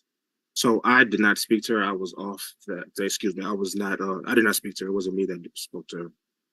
But she was in custody at the time she was spoken to? I believe so. This discussion happened at the police station, I guess is what I'm asking. That's correct. And did this witness identify Mr. Clark by name? No, ma'am. How did she identify him? So she identified him by his nickname. I identified him by having past run-ins with him. Okay, can you tell me more about those past run-ins? Yes, so earlier this year, and I do not have that report up, earlier this year, Mr. Clark was detained with several other subjects for squatting inside of a house in DeKalb County. And I love that. Okay, so you were familiar with Mr. Clark due to a squatting case? That's correct. And you mentioned an Instagram that you were looking at for this investigation. Do you know the Instagram handle or the username? Yes, ma'am. Okay, and what was that username? Am I allowed to say? Yes, since it's his. Okay, so it is Rich Stepper. That is spelled RICHSTEPPPERR. Okay, RICHSTEPPPERR, right? Correct. Okay. I'm sorry. And in the videos that we were discussing earlier, you said that you could see the suspect eyes and forehead? Yep, and partial nose, the bridge of his nose. Okay, eyes, forehead, and the bridge of a nose, correct? Correct. Okay, nothing further, Your Honor, thank you. All right, thank you, Ms. Giles. Ms. Trent, any redirect? No read. Oh, great. Now I've got, they call me Hot Stepper, word up. Excuse me, Mr. Officer, word up.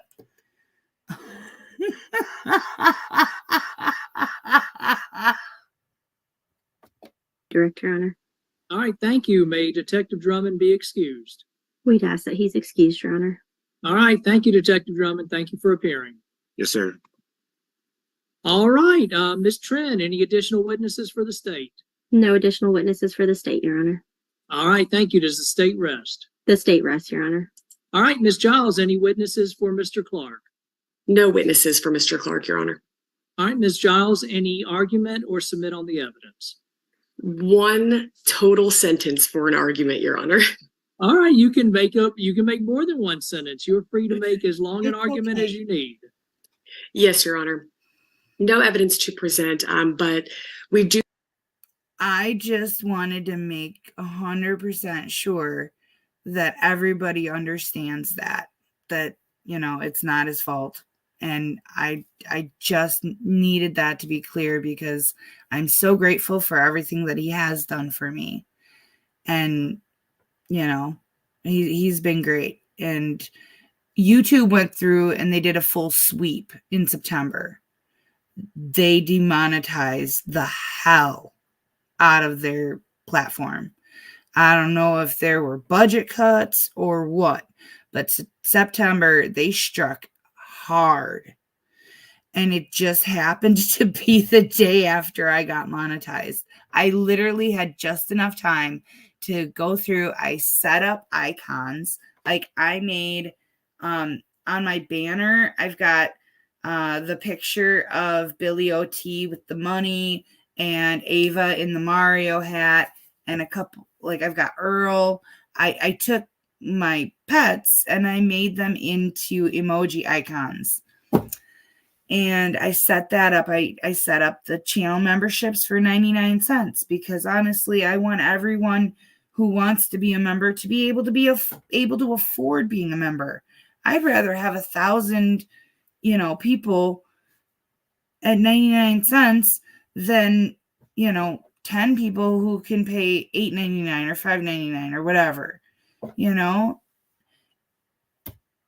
like I said, I'm not doing this for the money. I'm doing it because I love you guys. And yes, I did just literally look down at the microphone to make sure I wasn't muted this time. But yeah, I love you. I love all of you. And you are great. You feel that there's not sufficient probable cause because of an identification of a hoodie paired with a witness in custody who was not present at this incident nor identified Mr. Clark by name is insufficient probable cause, Your Honor. All right. Thank you, Ms. Giles. Ms. Trin, any argument or submit on the evidence? Your Honor, very brief, just for identity. Your Honor, there's a signature is the best way for me to describe it. Blue hoodie with, it's described as cartoon characters, some kind of graphic at some point, and then it's further described as a Star Wars cartoon type of character. What's consistent is that it's that blue hoodie between all of the between a majority of the burglaries that occur. In addition, the defendant is actually wearing that hoodie in his Instagram photo. In addition, adding that onto his actual physical build and his physical description, Your Honor, he's particularly identifiable because of his build. He's described as the larger of the group of males. He's normally described as the person who's also sitting in the driver's seat, Your Honor. They were able to also identify him as Chop, a female, given, I believe her initials were KM. I just don't want to look through all my notes and find the specific letters. But there's a female who actually gives his initial or his street name of Chop and describes his involvement as to how he's meeting up with these people and that she's placing him at these burglaries as well, Your Honor. We ask that Your Honor bind over all of these warrants on the charges as is. All right, thank you. First, I'd like to thank all of the state's witnesses for appearing. I'm always thankful that there are witnesses who agree to come and testify in any court matter, whether it be a preliminary hearing or any other court matter. Next, I'd like to thank Ms. Trin for her advocacy on part of the state. And Ms. Giles, I'd like to thank you for your advocacy and questions on the part of Mr. Clark. Mr. Clark, Ms. Giles has done an excellent job on your behalf asking important trial questions. But for the purpose of today's preliminary hearing, also known as a probable cause hearing, I do find, based on a totality of facts and circumstances and the legal theories of direct participation and party to a crime, that the state has met its burden of probable cause, and your charges will be bound over as stated to the DeKalb County Superior Court. Please stay in touch with Ms. Giles. As I said, she is doing an excellent job on your behalf, and you can continue to address this matter in DeKalb County Superior Court. Ms. Trin, is there anything further on behalf of the state in this matter? No, Your Honor, we just ask that Detective Drummond is excused. Of course. And Ms. Giles, anything further on behalf of Mr. Clark in this matter? Nothing further, Your Honor. Thank you. Oh my goodness, we had fun with that one. I told you that was gonna be a fun one. Ah, that's so cute. Oh my gosh, I'm so happy.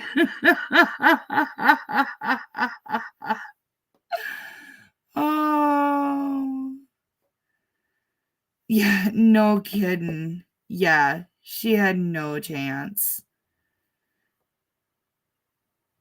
I'm hoping, I don't know when the trial's gonna be. Did they say? Did I miss it? I will have to find out who's the trial gonna be in, whose room, and maybe Manning will get it. That would be awesome. Can you imagine these goons in front of Manning? Oh, that would be great.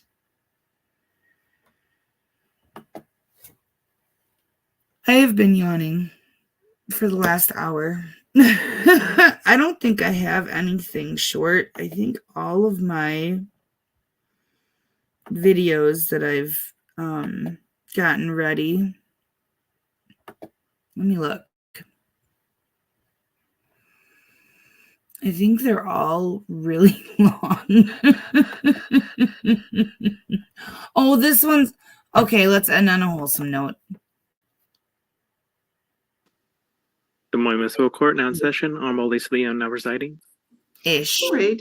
Today is Thursday, November 9th. This is the school jail calendar. Who are we starting with, Mr. Christopher? This is Mr. Bennett. All right. This is on for arraignment, case number 3A0102103. And is your true and correct name Marjan Jamon Bennett? Yes. Okay. And what is your date of birth? 2/13/03. Thank you. Des Moines. Mr. Gates, you may Washington. proceed. Sir, you've been charged with the crime of assault in the 4th degree, alleged to have occurred in Des Moines, Washington on or about May 22nd, 2023. Contrary to RCW 9A.36.041, this is a gross misdemeanor punishable by up to 364 days in jail and a $5,000 fine. You're breaking my heart. All right. And Mr. Christopher? We acknowledge receipt of the complaint with formal reading. At this time, enter a plea of not guilty, and I also believe direct appointment is appropriate. All right. And is that based on amount of income or lack of income or benefits or all of those? Well, lack of income. Okay, thank you. All right. All right, Mr. Bennett, I am going to appoint the law firm of Stewart, McNichols, and Harmel to represent you in this matter, and you'll receive their contact information today. Probable cause was previously found in this matter. What is the city's position with respect to release? Your Honor, prior to this alleged incident, Mr. Bennett had no other criminal history that the city can find. However, subsequent to this incident, he's picked up a theft, an assault for DV, exposing children to DV, and resisting arrest, all out of Black Diamond Muni between early June and late last month. Given the violent nature of the present allegations and this increasing amount of criminal allegations, the city recommends he be held on at least $2,000 bail. I believe bail's already set, or the warrant was $5,000. We also recommend that he have no hostile contact with the alleged victim. Thank you. All right. And Mr. Christopher? Oh, real quick, I just have to tell you guys. Okay, somebody last night mentioned that I should make my my handmade earrings, that I should make some paw firm themed. I found the most adorable gavels on Etsy. I can get like 50 of them for, I think, okay, there was one in England that I could get them for $8.50 for 50, but I'd have to do like all the customs stuff, and the shipping would be a lot more, and it would take a long time to get them. I did find them in the US, in California, but they're a little bit more expensive. But anyways, the moral of the story is I'm really going to try to get them. Hopefully out of this coming check. Might have to wait till next month to get them though. I get paid once a month with the disability. So I'm really, really hoping to get them, and then I will be able to make, well, those and the paws are really cheap. Like you can get the paw charms. They're cheap. So they're not, but getting both the gavels and the paw charms, that's the issue. So anyways, Emily,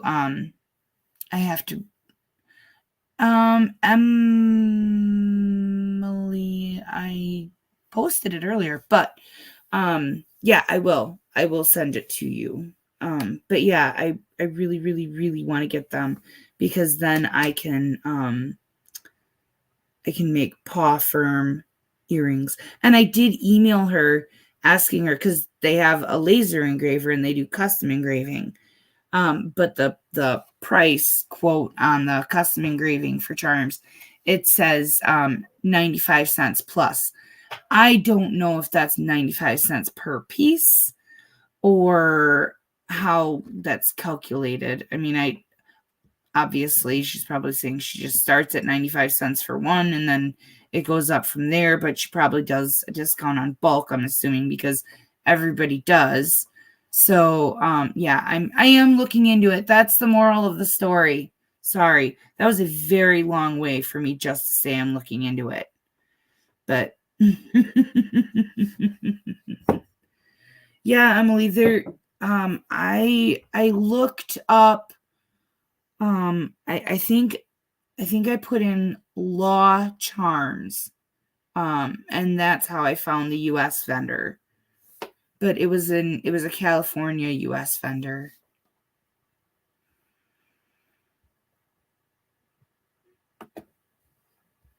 I just had to share that with you because I got so excited. We have no objection to the conditions of no hostile contact and other standard conditions. We'd ask for bail at $1,000. He has, as the city pointed out, he has he's going through a little spell here of some issues he's going to need to address. However, he is coming to court to address them. I think in this case, he got picked up when he was coming into court from another matter, and he was just unaware of this matter. So it wasn't through intention that he wasn't addressing this charge, but more an accident. Because of his financial situation, even $1,000 would be difficult for him to post at this time. And does he have a stable residence? So he does have a stable residence. He's living in Kent. He also has the support of family in the area. He's in regular contact with his sister. And when he does work jobs, he works with his family. He has other community involvement as well. He's involved in playing basketball in the community, which is a pretty strong attachment and link to the community in the area. And not just like in parks, in pickup games. He's actually involved in tournaments. He has a recent 5-on-5 tournament coming up here. So he does have very strong ties to the community. He does have a stable place to live. So I believe that he will come to court if given the opportunity. All right. I'll set bail now. Oh, go ahead. Sorry, I was just going to clarify the record. Maybe I misunderstood Mr. Christopher. Black Diamond imposed $5,000 bail, I believe, on all three of Mr. Bennett's cases. And Mr. Bennett was transported from Black Diamond to SCORE, I believe, yesterday. Yeah, I was just looking at that. He did post that. Post bail in that case. All right. I'll set bail in the amount of $500 in this case. And Mr. Bennett, the additional conditions of your release are that you have no criminal law violations, appear in person and on time for all scheduled court hearings, keep the court updated with any address changes, only use your true legal name and date of birth, and do not go back to, what is the location? Highline College, Your Honor. Do you have an address? 2920 College Way, Your Honor. So you're not to go back onto the campus or dorm or any Highline Community College property. Do you understand that, sir? Yes. All right. For a brief second, originally the city had said no hostile contact. Is this a deviation from that? I'm sorry, no hostile contact with the alleged victim, right? Correct, Your Honor. And it was actually the city's intention to ask the court to impose or to forbid Mr. Bennett from going back onto Highline College, and I forgot to mention that. I don't remember if it was in my direct email, but it's on the notes right in front of me. Can you give me, I think I have it here. The alleged victim's name is Jordan Hamill, Your Honor. JordanHamill. All right. Would he have any legitimate reason to go onto the Highline property? Mr. Bennett, is that where you're taking classes right now? I attend Seattle Central, so no. Okay. Okay. All right. So don't go back to Highline, and you're to have no hostile contact with Jordan Hamill, who's an employee of Highline. That's what you get for hanging out with us badasses. Do you understand all those conditions, sir? Yes. Are you going to be able to post the $500? I would have to make a phone call. Okay, they'll let you call somebody. I will set, I'll set an out of custody date then. We are really getting backed up here on, at least between now and the end of the year, for in-person court appearances. I guess I could set it for December 19th at 9:30. That will be in person at the courthouse. And if for some reason you are not able to post bail, contact your attorney and we will set this back on for a video hearing at SCORE, okay? Okay. All right, you can go ahead and step out and the officer will have some documents for you to sign. After this and make your court appearances in the other courts as well. Yes, ma'am. Wait, is there a declaration on surrender, Your Honor, or no? We don't need that. It's non-DV, and this didn't involve a firearm. But thank you. Thank you. Thank you, Your Honor, and thank you, the city. Thank you.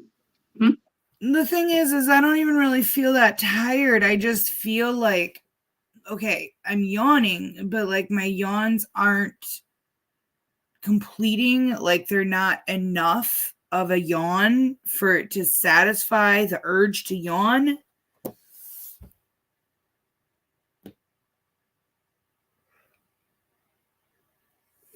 Hopefully that one got it. But yeah, this clip is got about 11 more minutes on it, and then I'm gonna cut the stream and go to bed. But yeah. You just want me to call you daddy. All right, I'll check it out, Emily. Thank you, sweetie.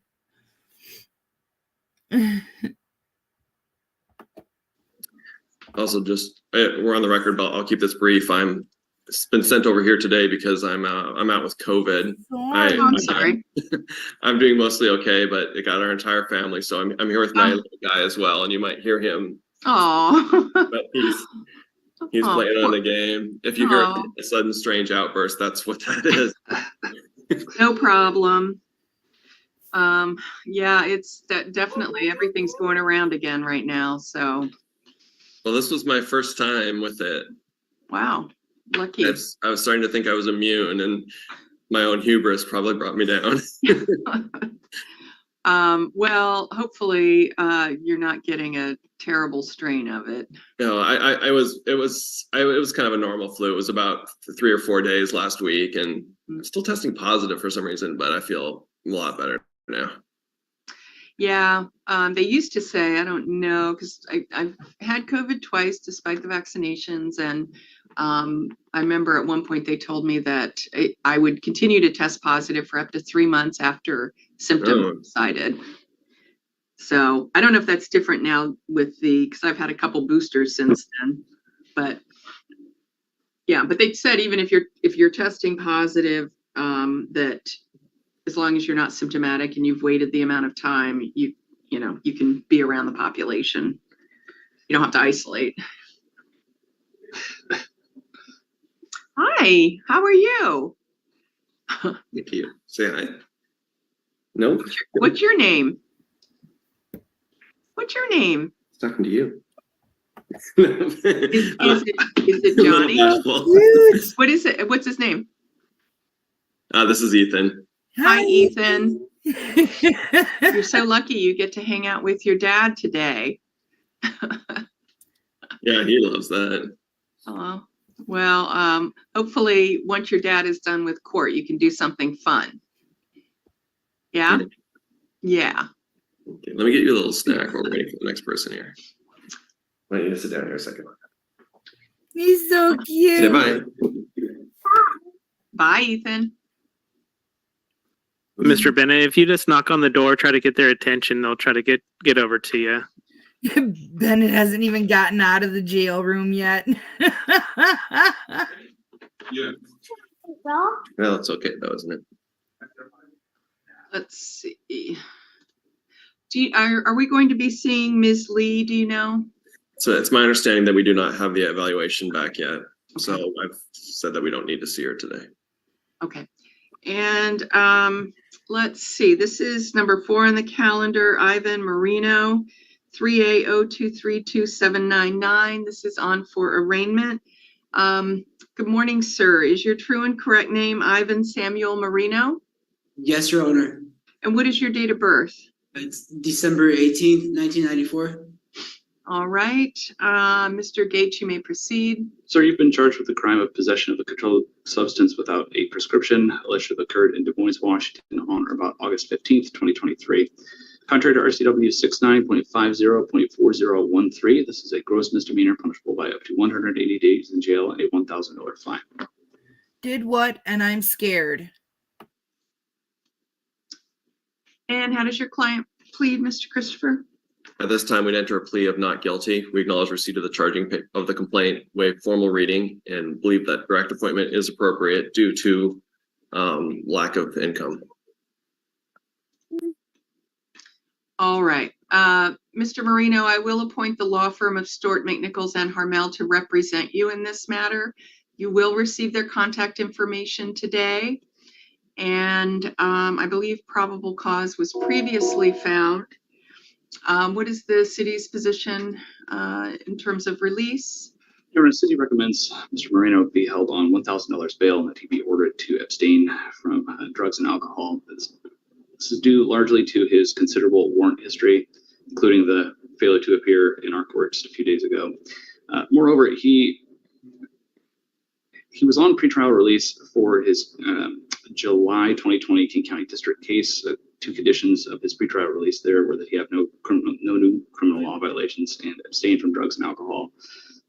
Pierce County District Court imposed similar conditions on their subsequent case. He was arraigned on that in September.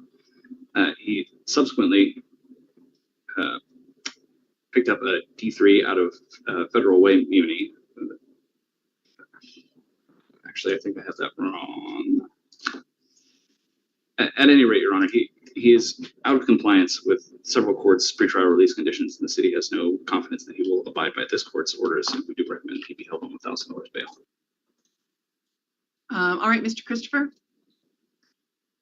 Yeah, so, Mr. Moreno, and this should be fairly obvious to the court based on the allegations and criminal history, is struggling with substance abuse. And he's aware of that. The court's obviously aware of that, and it's something that he wants to address. You know, I don't know if in this case having a bail imposed is going to help him in addressing that. He had an assessment scheduled today at 11 a.m. And he is also involved in community court in Issaquah for his recent charges there, similar to the charges facing here. He doesn't have a current address where he's living, and in this case, he's saying that he didn't receive notice of this particular hearing. But once again, he is wanting to be involved with the courts, but more importantly than that, he wants to be clean. He wants to address the struggles that he's facing right now. So what I'm asking is that he be released on his own personal recognizance and give him an opportunity to continue with the appointments that he's made. Like I said, he had an assessment scheduled for today, and he is working to try to get himself clean and working to try to engage with Issaquah Community Court, which I think he actually had a community court scheduled for today as well. So we're asking that, and finally, he does, even though he doesn't have a place to live right now, he does have a dad and a mom in the area who are being supportive in helping him out. So we would ask to give him a shot here to engage with Des Moines, address these charges from the outside, but more importantly, address his well-being from the outside and try to get that in order. I am certainly supportive of any efforts to get into treatment. I mean, unfortunately, his track record in terms of appearing in court is not great, even setting aside that he may not have received notice in this case.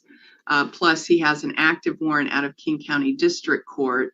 I don't have any faith that he would return to court.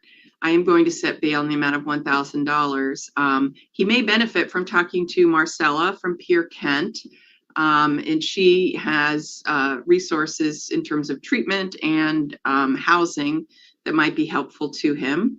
If he would like to speak with her, we can put them in a breakout room and we can take it from there. Marcella can possibly get him evaluated while he's in custody, or possibly help him get released to inpatient treatment.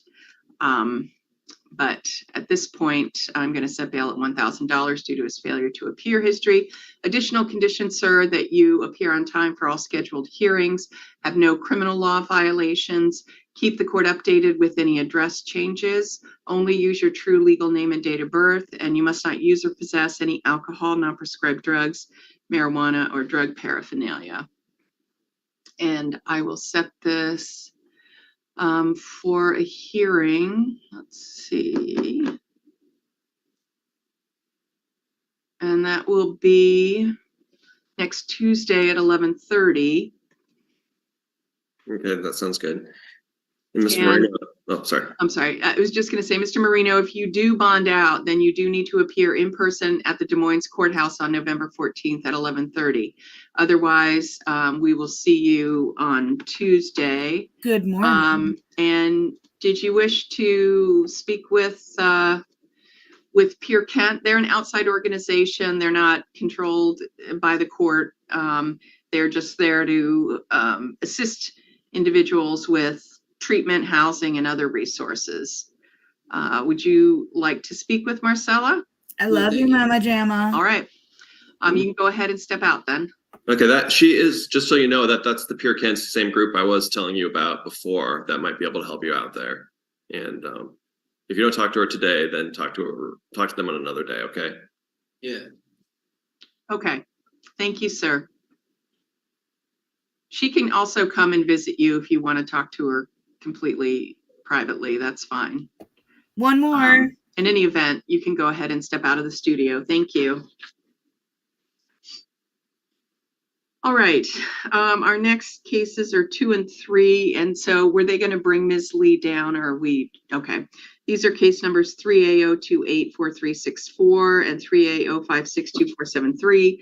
The last notification we had was that the evaluation was going to be done on or before today. Mr. Gates, do you have any information? I do not, Your Honor. I think SCORE would pick up their phone if I called them right now. Make it a They usually great pick up one. around 9. Okay. If the court would allow. Sure. Perhaps provide additional information. Thank you. Like And only. it looks like the pretrial release on Marino needs to be completed. Ah, okay. Sure, I got everything on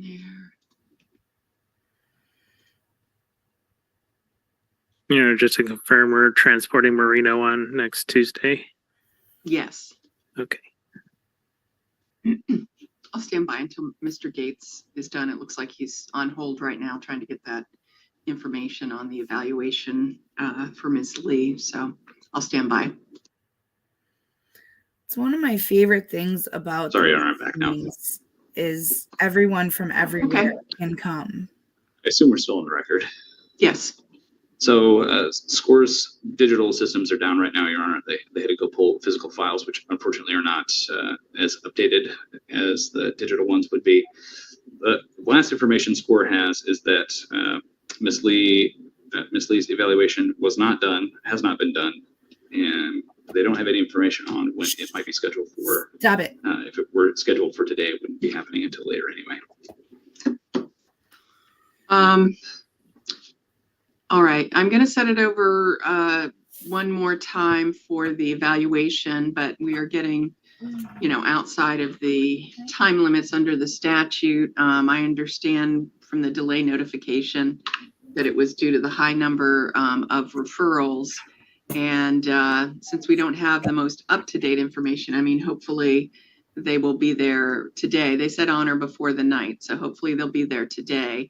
I'm going to set it over to Monday. I don't want to, I know we have a lot of cases scheduled that day, but given the time limits under the statute, I don't want to set it out any further. So we'll set it over till then.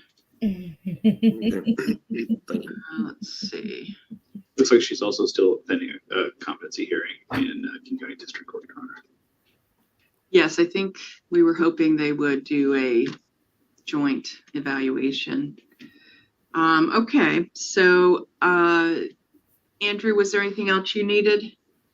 I don't think so, Your Honor. I'm just double checking the Lee case, but no, I think I'm good, Your Honor. Okay. All right, thanks everyone.